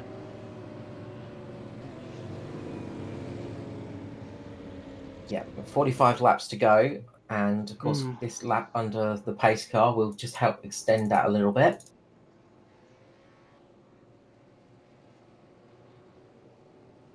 And of course, sort of, they're usually confident that they'll have enough with the advent of a green-white checker too. So I think we should be pretty much green to the end of this race now. Of course, everybody looks to have changed some tyres as well. So we're effectively resetting this race, and it is going to be another 45-lap sprint to the end. So it's going to be a very much a sprint here to the final line, and lots of championship implications to this one if it all goes as if it goes wrong for some people and goes right for others. But it is going right for Kate Donnelly at the moment in the lead. He gets away nicely. Justin Whitcher on his high side, Gary Wellman and Nicholas Walsh just behind him, and we go back to green flag racing here at Homestead, Miami for round number 11 of season 6. Just behind, there's a lot of fidgeting with cars, just not quite settling down quick enough. And Jaeger having to do a couple of evasive moves just to get himself through. A couple of cars just dropping off in speed, but they are all away cleanly. Yeah, there were all gaggle cars there for a bit, wasn't there? Yeah. As we see a couple of cars take to the inside lane just to get around the corner. A little bit of incident. I think they all just had a bit of a snap. I was just watching from Kate's car, and it just looked like he had as always Whitcher and Aidan Schultz make contact with each other, and Aidan Schultz avoids the wall by the narrowest of margins. That would have been a nasty, nasty accident. But yeah, I just think everybody on the cold tyres just had a little bit of a snap of oversteer, and they all just dropped down below the line on the exit of turn 4, all having to just save it. So like 3 or 4 cars having the same incident there. So we're hearing as well that they should be good to go to the end, including a green-white checker. So yeah, we should be full out attack now. So we're probably expecting the next 42 laps just to be full on. Absolutely, it's going to be attacking to the end. And Kate Donnelly has built himself up an almost 1 second lead at the front, breaking out from Justin Whitcher and Raymond Jaeger. Then it's Aidan Schultz and Kim Roffey. And Gary Wellman's dropped down into 7th position. He does not want to be down there for long. He wants to be getting up towards the front of this field, getting some bonus points under his belt as well. He needs every point he can to take the fight to Raymond Jaeger and try and get himself that championship win.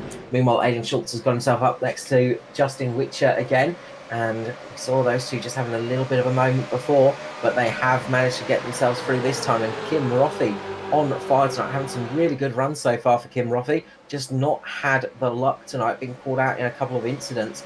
But at the moment, it's running well for the 099 up in fourth position. Aaron Dillon just behind them, having a lightning fast recovery, having to start at the back of the pack, remember, for Aaron Dillon, who's managed to get himself up to fifth.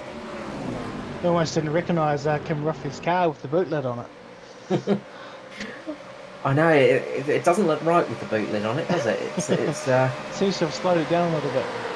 Absolutely. It's no longer the streamliner. No, it's just gone back to the traditional one. It'd be interesting to see, though, of course. We've now got the Camaro in full operation, of course, in the V8s over here, and wonder how long it'll be. Oh, Aaron Dillon and Aidan Schultz make contact, and that's going to bring the caution flag out for this lap 51. It kind of almost looked like the last one as well. Just a bit of overlap. I think that was a little bit more on Aaron Dillon.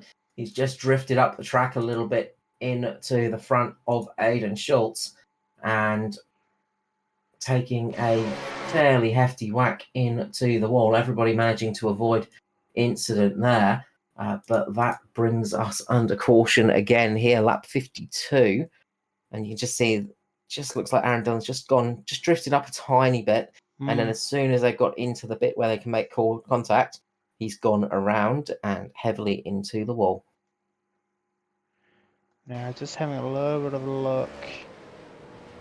Looks like Schultz got away with not too much damage out of that, and it's only Aaron Dillon's got the damage, but it doesn't look too bad for him as well. Yeah, it might be salvageable in that car. It did take a fairly big whack, as we've got lots of cars coming in to the lane just for possibly a little top up of fuel and just a little bit of a double check of things. So Justin Whitcher, Gary Wellman, Nicholas Walsh, Chris Finley, Adam Malone, Todd Maxwell, and Aaron Dillon all coming into the lane. Five Simboy cars in that. Yeah, there must be definitely something in that because there's 5 Simboy's cars all came in there.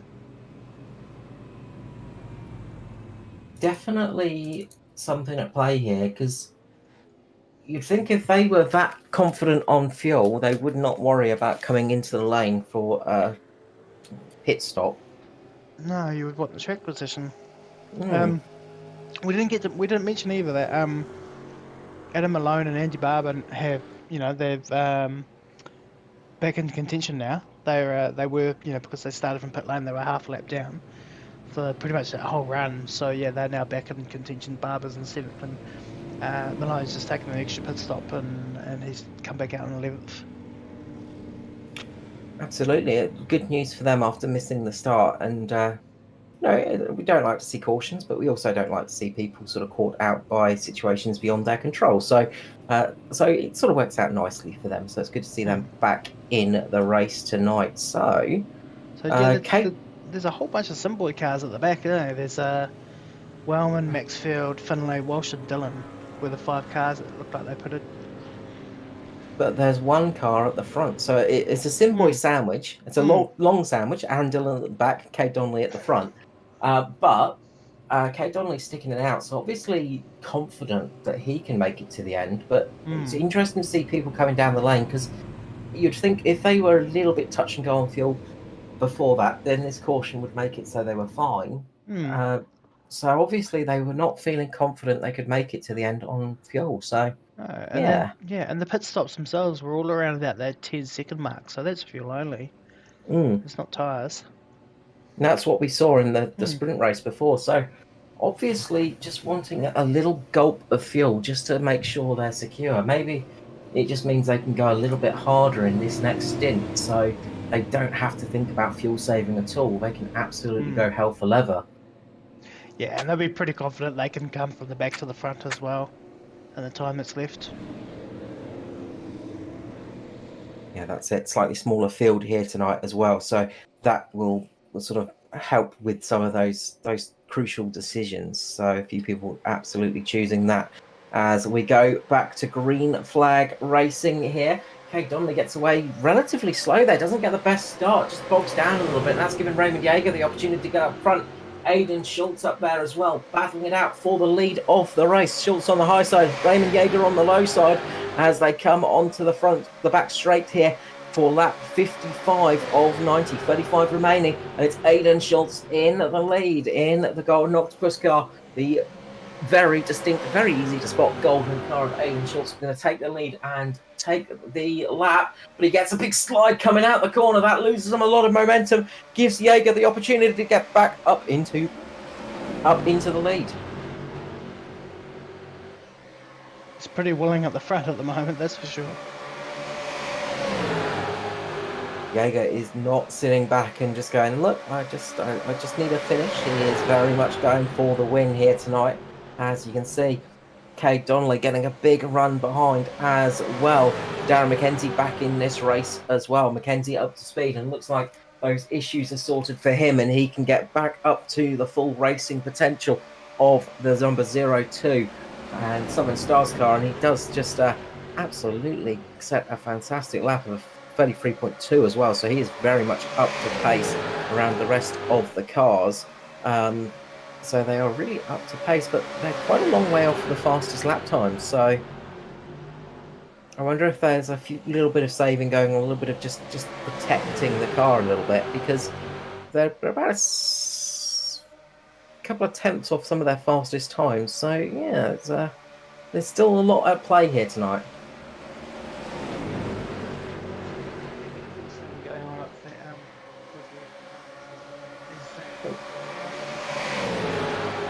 Sorry, Matt, I think we might have lost you slightly there. Oh, yeah. Yeah, there might be a No, I think we've lost you. It almost sounds like it's the wrong microphone, if that helps. It's very echoey. As we'll try and sort that out as we carry on. As up the front, it is Jaeger and Aidan Schultz and Darren McKenzie on the high side, and they are battling it out almost 3 wide as Cade Donnelly looks to go down the inside line here. 31 laps remaining, and we are quickly coming towards the close of this season 6 of the Australasian Supercar eSeries, of course, brought to you by my Private Cellar. Thank you to them for the sponsorship of the series, keeping it racing and racing on. As now Aidan Schultz is getting the run on Raymond Jaeger in that RKJ Web Services Solutions car, getting a run on the high side and seeing if he can run up the front. Can't quite get the power out the corner. He's getting up beside Raymond Jaeger, but not getting the lead out front. Needs to get himself in front and then chop down in front maybe. He's got the run now with the help of Darren McKenzie. Up into the lead goes Aidan Schultz, and he drops down in front of Jaeger. How are we going now, Cal? It's a little bit better, but still a little bit echoey. That seems a bit weird. Yes. Yeah, not sure what's happened there. It's the joys of live broadcasting sometimes. The things that do not always work how we intend them to. So not sure what's going on there, but we will endeavour to fix that. We'll go further down the field. Justin Whitcher down in 11th position. He's fighting with Nicholas Walsh at the moment, and he's dropped down the field a bit, and that's not good news for him. He's with Chris Finlay. Those two battling it out in the championship as well. Just a single point between them as Jaeger gets sideways out of turn 4. Loses that momentum. That's going to give Darren McKenzie a bit of a run here. Cade Donnelly too.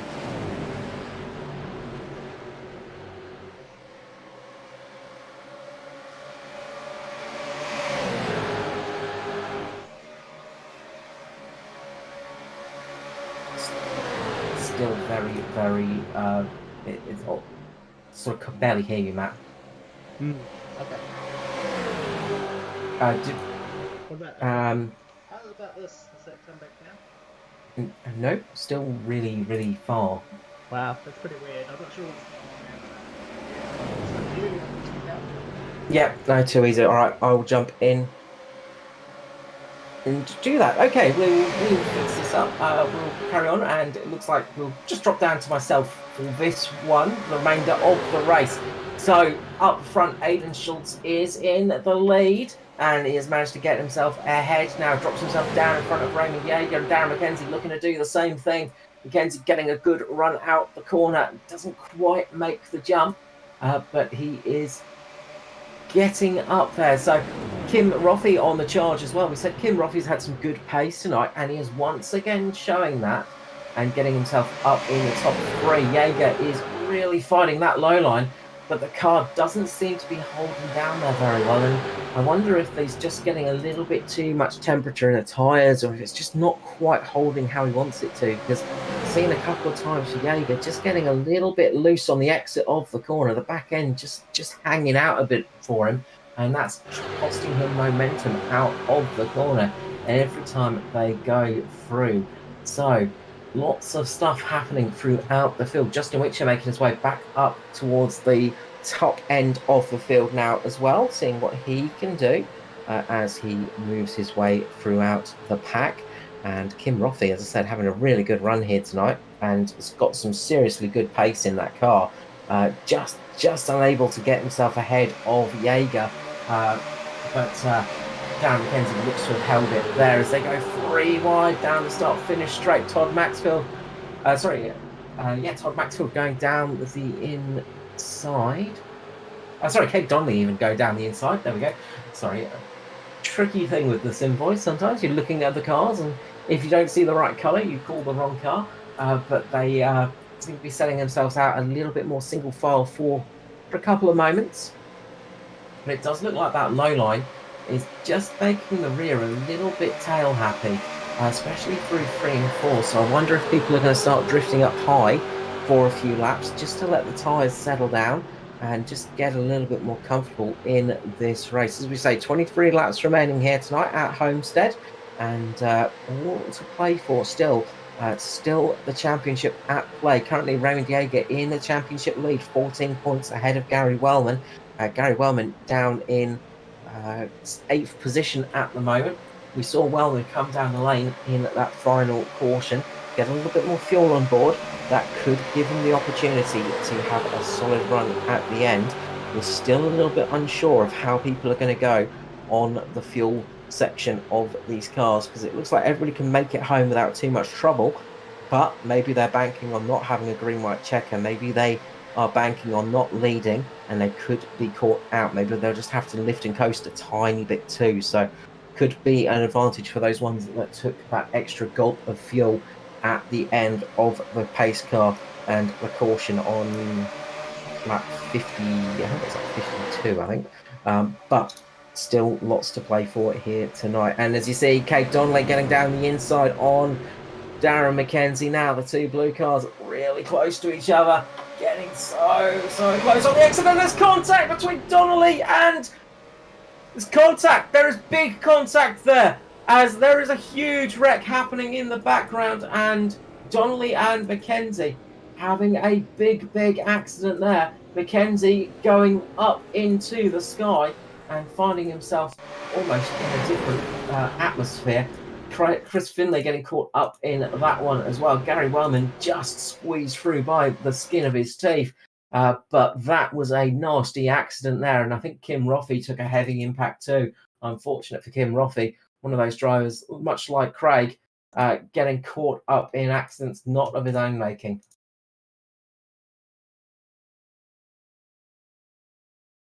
Very big accident there. And Chris Finlay, we saw the yellow symbol car just sliding up. He took a I think he managed to just squeeze through in that incident, but I think he may have taken a slight clip or just had to sort of take a slide in avoiding action, and that could be crucial for his championship tonight as well. But it looks like it's relatively unscathed. So all 4 of the championship contenders up there. Raymond Yeager in pit lane. So this, again, it's interesting. So some drivers confident they can make it to the end on fuel, and others very much not so. Yeager pulling it into pit lane. Don't think he had any contact. There's no damage on that car, so it is just to come in for a little bit of fuel. Greg Spencer, Chris Finlay, Andy Barber, Darren McKenzie, Aaron Dillon all in the lane. So there's Kim Roffey. But this is good news for those guys that stopped in the last caution, because this is going to jump them up a whole heap of positions. So out of the lane, Jaeger will come, and this is going to drop him down, towards about 10th position. So that's going to drop him down the standings a little bit. So he's got to work his way up through the field now and chase down Gary Wellman. But up the front, the Golden Octopus Foundation car of Aidan Schultz is going to be leading us for the restart. The Mustang is going to be fighting like a kid for this night, and he is going to be wanting to get himself in victory lane for sure, finish off his season on a high. Justin Whitcher, great news for him as well. This has shuffled him up the pack too. Whitcher, one of those cars that came down the lane for that second stop, getting a little bit more fuel in the tank, so they are absolutely sure they can make it to the end. Gary Wellman right behind him, so championship contenders in second and third. So they are going to hope for a good restart here and hope to get themselves up through the pack and get themselves up into victory lane in the next 18 laps. Raymond Jaeger, of course, dropping down into 9th position. So Jaeger's just got to be careful not to get tangled up with anybody on the restart. He's got to make sure he gets through and gets to the end, because he only has a 14-point gap ahead of Gary Wellman, remember. So that will be crucial.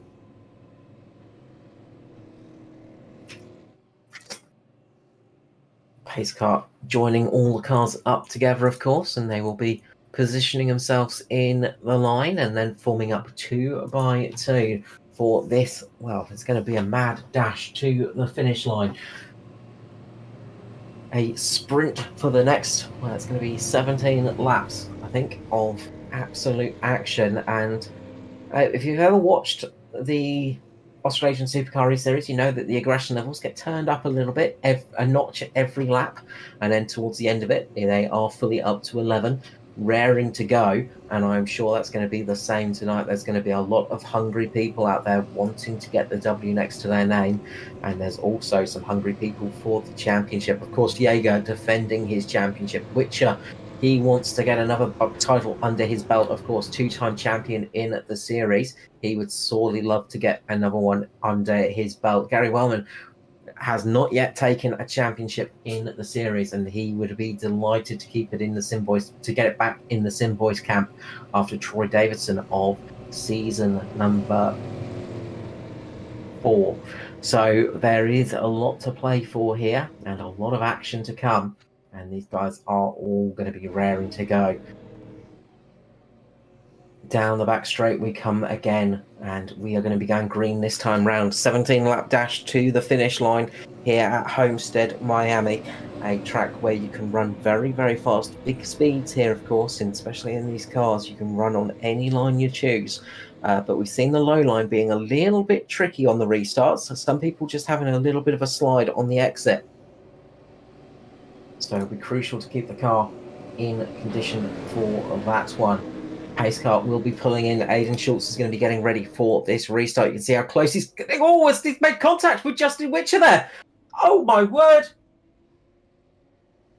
Oh, my word. That has... That's changed things up. Contact between the leaders just before the restart. Round goes Aidan Schultz. Down goes Gary Wellman. Let's get the replay of this one, as we are going to take a look at that one. And they're just riding so close to each other.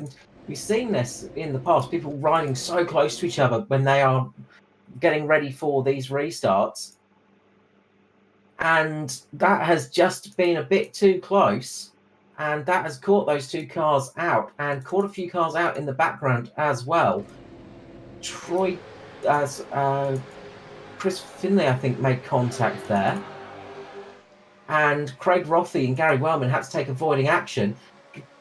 And they've both made heavy contact into the barrels at the bottom of the line. And taking damage. So this has really changed things up, as we're back to racing now.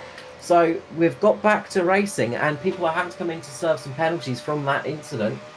Justin Whitcher in the lead, Andy Barber in second, Adam Malone behind him. So it's got back to racing. Trying to figure out what happened there. I think because the pace car had come in, the actual flag had gone green, so the restart happened as normal. Sorry, that took me completely off guard, because everybody is in a really odd position at the moment, because the restart happened almost normally there. So that has really shaken things up throughout the pack. Andy Barber is up in the lead with Adam Malone behind him. They've got a huge gap behind him, as people are really out of position at the moment. There is a massive gap throughout the field. That is a crazy bit of action there. That's going to be looked at, I'm sure, by the stewards after the race. But that has really, really shaken things up here and thrown a spanner in the works for everybody in this race. The two championship leaders, Raymond Yeager and Gary Wellman, are down in 8th and 9th at the moment. Justin Whitcher up in 2nd, but he is going to have the sort of Damocles hanging over him, I'm sure, because they'll be looking at penalties for that one, I'm sure. So we will be having a look at that one after the race. Meanwhile, gaps are pretty long, thick and fast between the whole field at the moment, and there's a fairly big gap between everybody. Andy Barber up at the front has a half-second lead over Justin Whitcher. Then it is Adam Malone, about 6/10 off there. So the two Southern Stars cars have sort of found themselves at the back of the pack at the start of the race, found themselves starting from pit lane in a very odd position, and now they're up at the front racing out for victory with 11 laps to go. Chris Finlay down in 4th. He's found himself jumping up ahead of people, with Justin Whitcher in front of him. Those two battling it out with the championship with just a couple of points, 2 points between Whitcher and Finlay.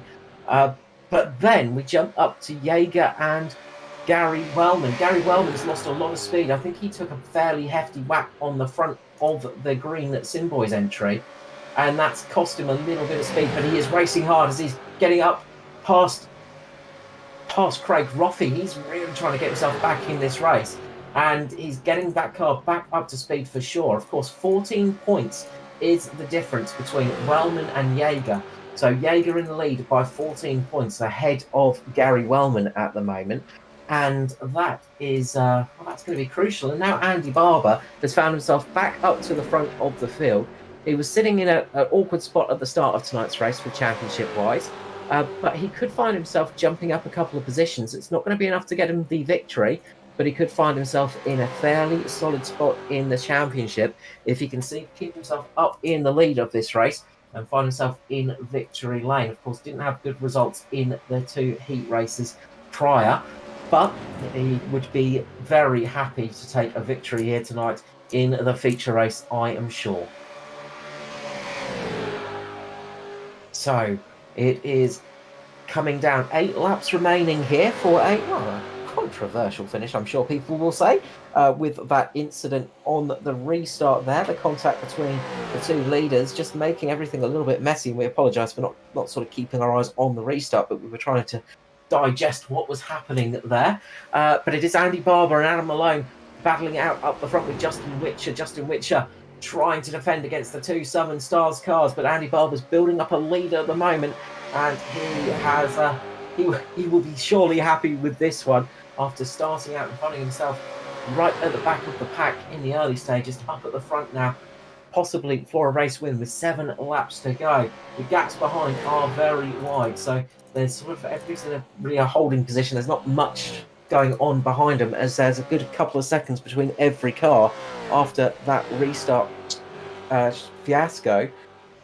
So we'll keep our eyes on the back, but up the front is where the action's at, because Justin Whitcher is trying to get that victory next to his name. He is still absolutely gunning for it at the moment, you've got to say, and fighting with Andy Barber with everything he has got. Of course, this could be the difference between 3rd in the championship and 5th.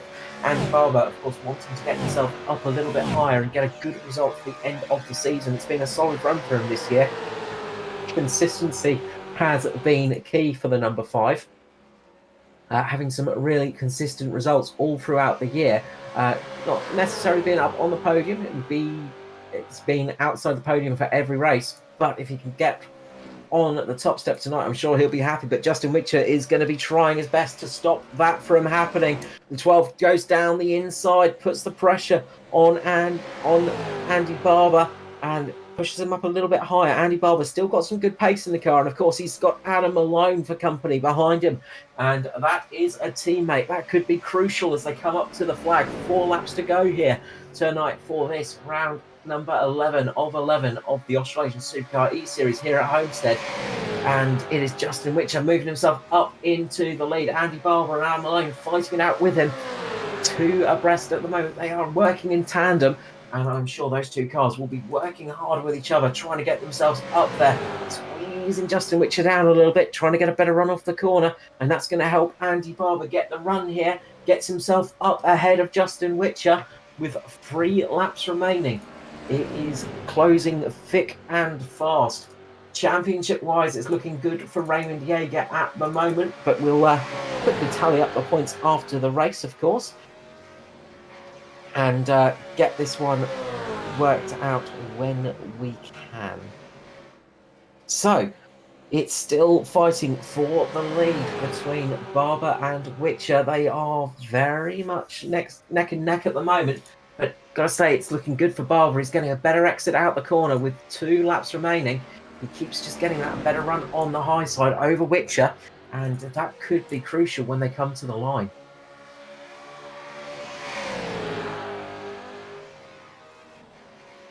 So, plenty of stuff to digest from this race, and well, we'll have to do a quick tallying up in a few moments as well for the championship. But as I say, at the moment, I'm thinking it's looking for Raymond Yeager. He's sitting back there in 5th position. He's just got past Todd Maxfield and set himself in 5th position. Gary Wellman's still trying to catch that lead. Not quite working there, but it's still there.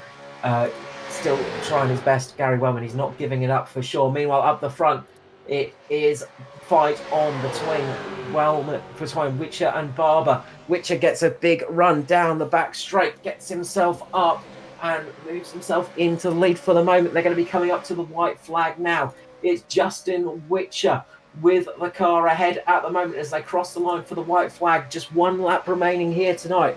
Whitcher on the inside, Barber on the high side. Can Barber get the run on him? We've seen sometimes leading is not the best position. Andy Barber's going to try and get a big run on Justin Whitcher here. Try and take victory here tonight at Homestead as they're coming up to the final corner here for the final time tonight. It's Whitcher, Barber, Malone. Who can get the car across the line first? Whitcher's got the lead at the moment. Can Barber get the slipstream? He's trying, but he can't get there. It's going to be Justin Whitcher taking the win across the line ahead of Andy Barber and Adam Malone. The Southern Stars in 2nd and 3rd. Raymond Yeager crosses the line in 4th position. He managed to hit Chris Finlay at the end, and that's going to be enough for Yeager to take out the championship, I'm pretty sure. Chris Finlay comes home 5th. After trying his best to get up there, but can't quite make it. Todd Maxfield comes home in 6th, with Gary Wellman 7th. Gary Wellman, unfortunately, taking a bit of damage, and his race was looking a little bit run after that weird incident on the restart. Craig Roffey comes home 8th, 9th for Greg Spencer, Nicholas Walsh rounding out our top 10.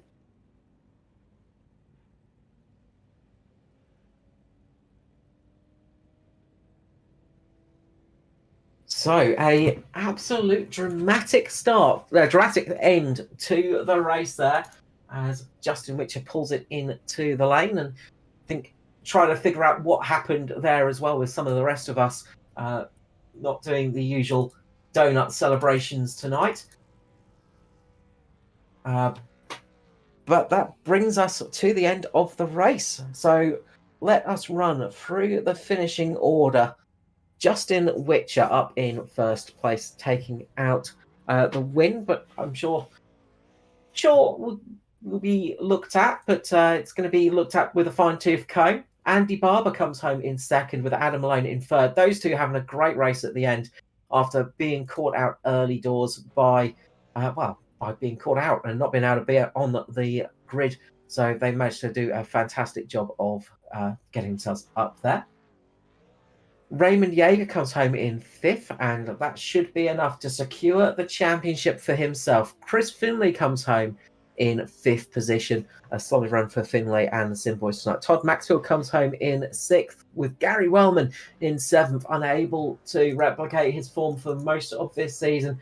Gary Wellman will be disappointed with that, I'm sure. Craig Roffey comes home in 8th, Greg Spencer 9th, and Nicholas Walsh in 10th.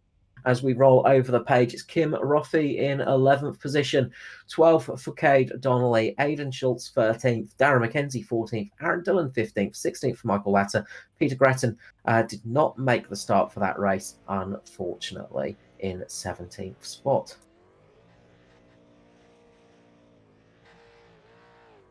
So, plenty of stuff there, and look, a lot to digest from all of that action. What we will do, though, is we will start off our interviews, and we'll start off with Adam Malone. From 3rd position tonight. So we'll bring him up to the booth. Adam Malone, welcome to the box, mate, and congratulations on a podium here at Homestead in the feature race in a race that wasn't looking too good at the start. No, I had a bit of computer problems at the start, so I ended up starting in pits, and Andy decided to join with me, and it paid off. Well, it did indeed. I mean, it was looking a little bit cautious, a little bit troublesome. We were trying to work out what happened and why you sort of started from pit lane. So that answers that question at least. And I'm glad we could actually ask you what happened, because it was looking pretty dire until that first caution came out.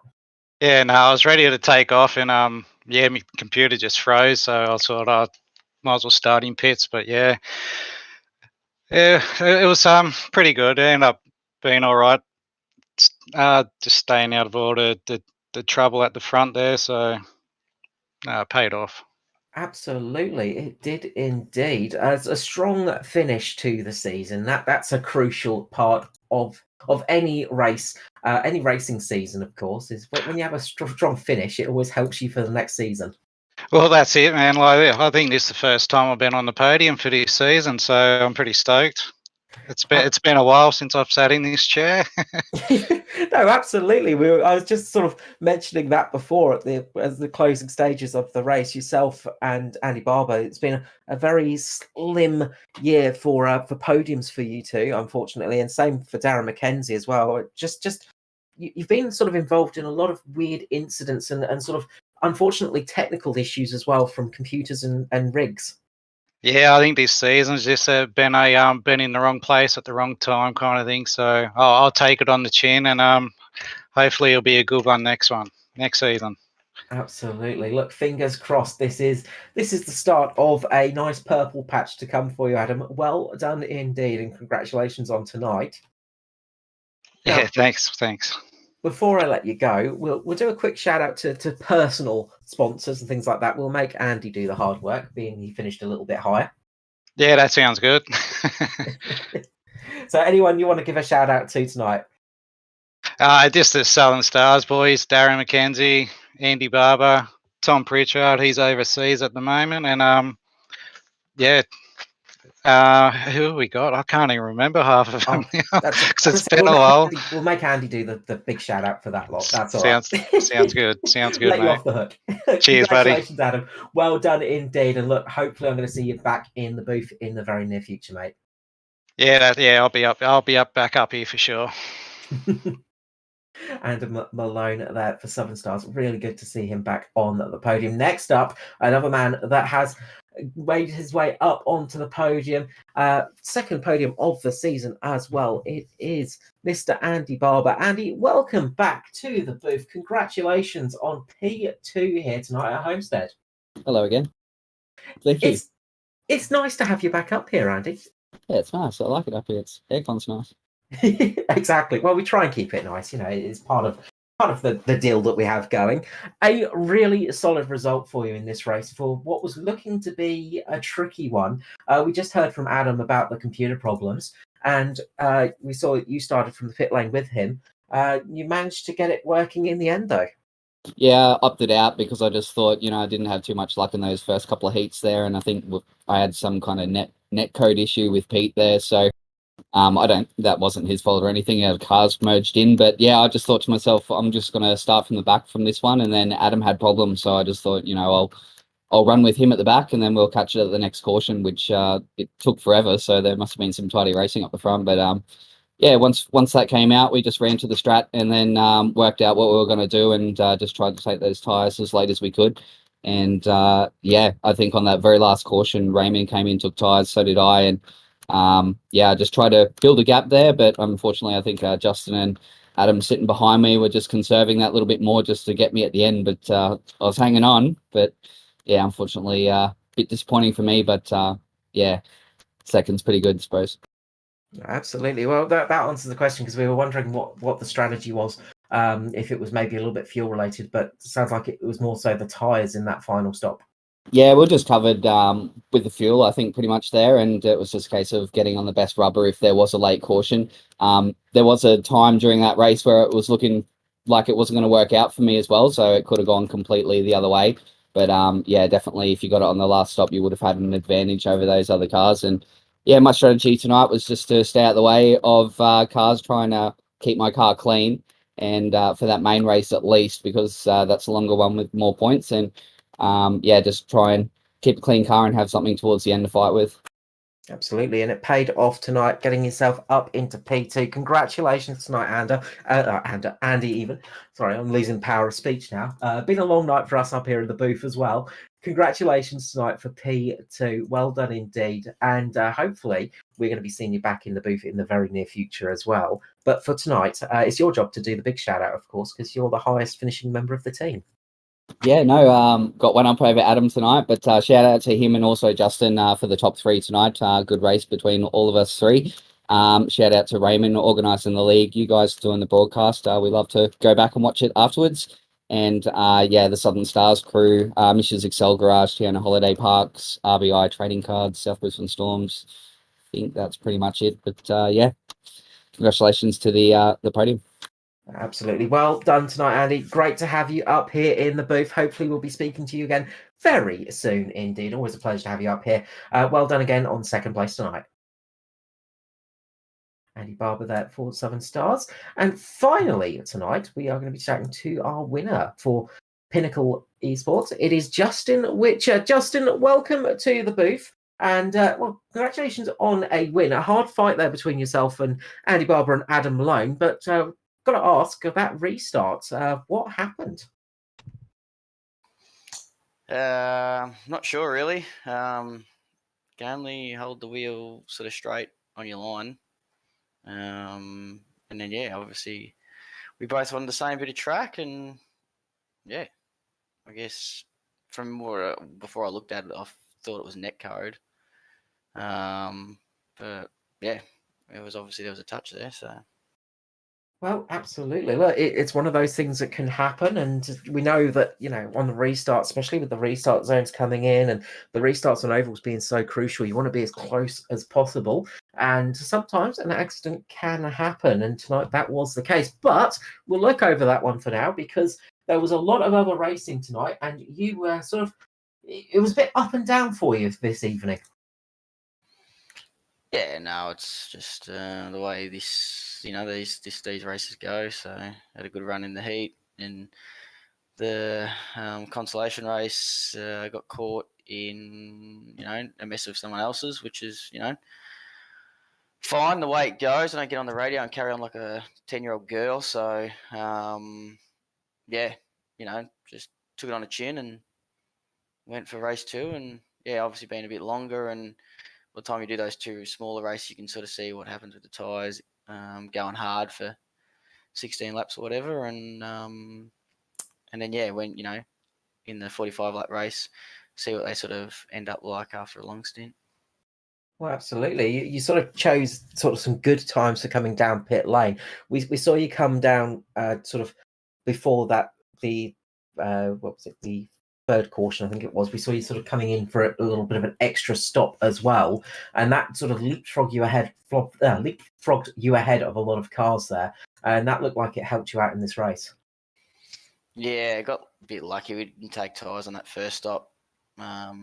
Hoping, or not hoping, but sort of waiting for a caution to happen towards the end of the race so we could jump on some new tyres. And it was pretty much either, he did that or just went 45-45 and took a set. And, all those guys that did take a set, and if there wasn't any cautions, and they would have been flying compared to us. But worked out, I think Raymond did it even better. He pitted on the last caution there and had a fresh set for the last 15-20 laps. So he would have been flying if we all got away nicely. That's it. I think Andy Barber was one of those ones that did that too. So you sort of did a great job of defending, even on some slightly older tyres. Andy and Adam was 2v1. So I sort of just thought if I just sit on the inside and let them try and make something work on the outside, and what'll be. So I don't know. Talking to Andy and Adam, it sounds like obviously they're pushing a bit hard around the outside, and it just heats tyres up, and 4 or 5 laps of that, and start to lose grip over time. No, absolutely. Look, you have the car placed in the right position. A good comeback for tonight after a little bit of a disappointing mid-section of the 3 races tonight, but you finished it off in the right style. Second in the first one, wasn't it, I think, and getting a victory here. A very good night indeed. Congratulations, Justin. Before I let you go, though, we'll do the shout-out and love to sponsors and people in general. Just the guys at Pinnacle, Nigel, Raymond, Greg and Matt, my Private Cellar, RKJ Web Services, Whitcher Electrix, you blokes for putting on the show every weekend. And lastly, I usually leave you guys to last, but lastly, Raymond and Greg, particularly Raymond, because there's been a fair bit going on lately, and he still fronts up and is able to put it all on. A lot of people like to criticise, but he does a great job, does the best he can, as well as Adam, Greg, Nige, and Gary doing the race reviews at the end of the night. Look, congratulations tonight, Justin. Well done indeed, and hopefully we're going to see you back in the booth in the near future as well. Well done on the victory here tonight, mate. Yeah, cheers, guys. Justin Whitcher there, our winner for Pinnacle. And, well, finally tonight we have one more person to speak to because he's managed to retain his championship, even by my quick mathematical workout. I'm pretty sure that is correct. And we're going to be bringing up Mr. Raymond Yeager of Pinnacle. Mr. Yeager, welcome to the booth. And I'm pretty sure with my quick mad dash writing and quick work calculations, championship in the pocket tonight. Yeah, championship should be good, I think. Gary finished behind me, and I think that's all I needed to do. So, yeah, it's always nice to get another one, go back to back, match Justin's feat of season 1-2. So, yeah, happy with that. Absolutely. Look, a championship is always a nice thing to get. It wasn't the easiest job tonight, though, because you had to really fight hard to make sure you were ahead of that green car of Gary Wellman. Yeah, after his win in the consolation, the B main there, that made it a bit scary. I think obviously I couldn't calculate the points as I was going, but I think I finished ahead of him in the heat, so that would have extended it. And then he won the B main. I come like 8th or something, so that was a big turnaround. So I was a little bit worried going into the feature. I don't know. I wanted to win, obviously, but also wanted to win the championship, so I didn't know whether to sort of go for the win or just ride and finish. But being a racer, I tried to win, and so I tried to save some tyres for that very last pit stop there, and then whatever happened on the start happened, and I got trapped and ended up being like 12 seconds off, so it didn't work out. But I was going for the win. No, well, we saw on that sort of restart, it was sort of yourself and Gary Wellman both got in a weird position there. So it was the sort of race towards the end there. I think it was about 14 points at the end as well between you two coming into this race. So it was very much on for you two. But it's been a heck of a season. It's been a hard one to get that victory. And I'm imagining you're going to be sending a bouquet of flowers to Gary Wellman's travel agent this year. Oh, absolutely, mate. Like, if he had a race the whole season, there's no way that I would have beat him. You can't beat a guy when he's on the podium every week. So, I mean, I think I come in the top 5 every round except one. But if Gary had not missed that, even if he had missed that one before the reset, it's not a big problem. If he had been able to race that one on the first points after the reset, I think he still would have won the championship. So, look, he's had an unbelievable year, and he's a great driver, and he's always fun to race against. So, great season to him, but just unlucky that his travel plans fell at the wrong time for him. No, absolutely. Look, these things happen in sim racing. It's all a part of sim racing. But for yourself, as you said, managing to defend the championship is not an easy thing to do in this series. So you must be extremely chuffed to have that defense in the pocket. Oh, absolutely, mate. Like, the last, I think the last 4 seasons I finished second, first to first. So, it's kind of been an incredible run. Consistency is always the key. I don't win a lot of races, but I seem to finish in the top 5 a lot, and that's all that really matters. So, it's been amazing. Absolutely. Look, consistency has been key this season. Well done indeed, and congratulations on the championship, Mr. Jaeger. Before I let you go, look, the love and shout out, being the champion, you get to do it for yourself. Have a big shout out to all the fans and everybody out there you'd like to say hello to tonight. Yeah, well, obviously the main ones are Justin, Greg, Nige, and Matt at Pinnacle, because if they weren't around, I wouldn't be jumping on and running, because it's just not as fun. So thanks to them, but also our team sponsors, my Private Cellar, Whitcher Electrix, and RKJ Web Services. And obviously, I'll give a big shout out to our league sponsors who help us, pay for the broadcasting and the sessions and things like that. So, Whitcher Electrix, RKJ Web Services, Hot Toddys Heating Installs, United Electrical Solutions. You boys at Performance eStream have done an amazing job the last couple of seasons broadcasting for us, and I think I say it every time I talk to you, but each week it gets better. I go back and watch it, and it just gets better every week. So thank you for that, and obviously the biggest shout out, my Private Cellar. They're the main sponsors, and they really have enabled us to bring the action to everyone for the last, I think it's 4 seasons now. So yeah, could not do it without them, and yeah, thanks to everyone that's running the league. Obviously the numbers are dwindling now, and we're going to review what we're going to do moving forwards, or if we're going to do anything. So, yeah, but for the time being, enjoy the championship and what might be the last one, I guess. I don't know. See what happens.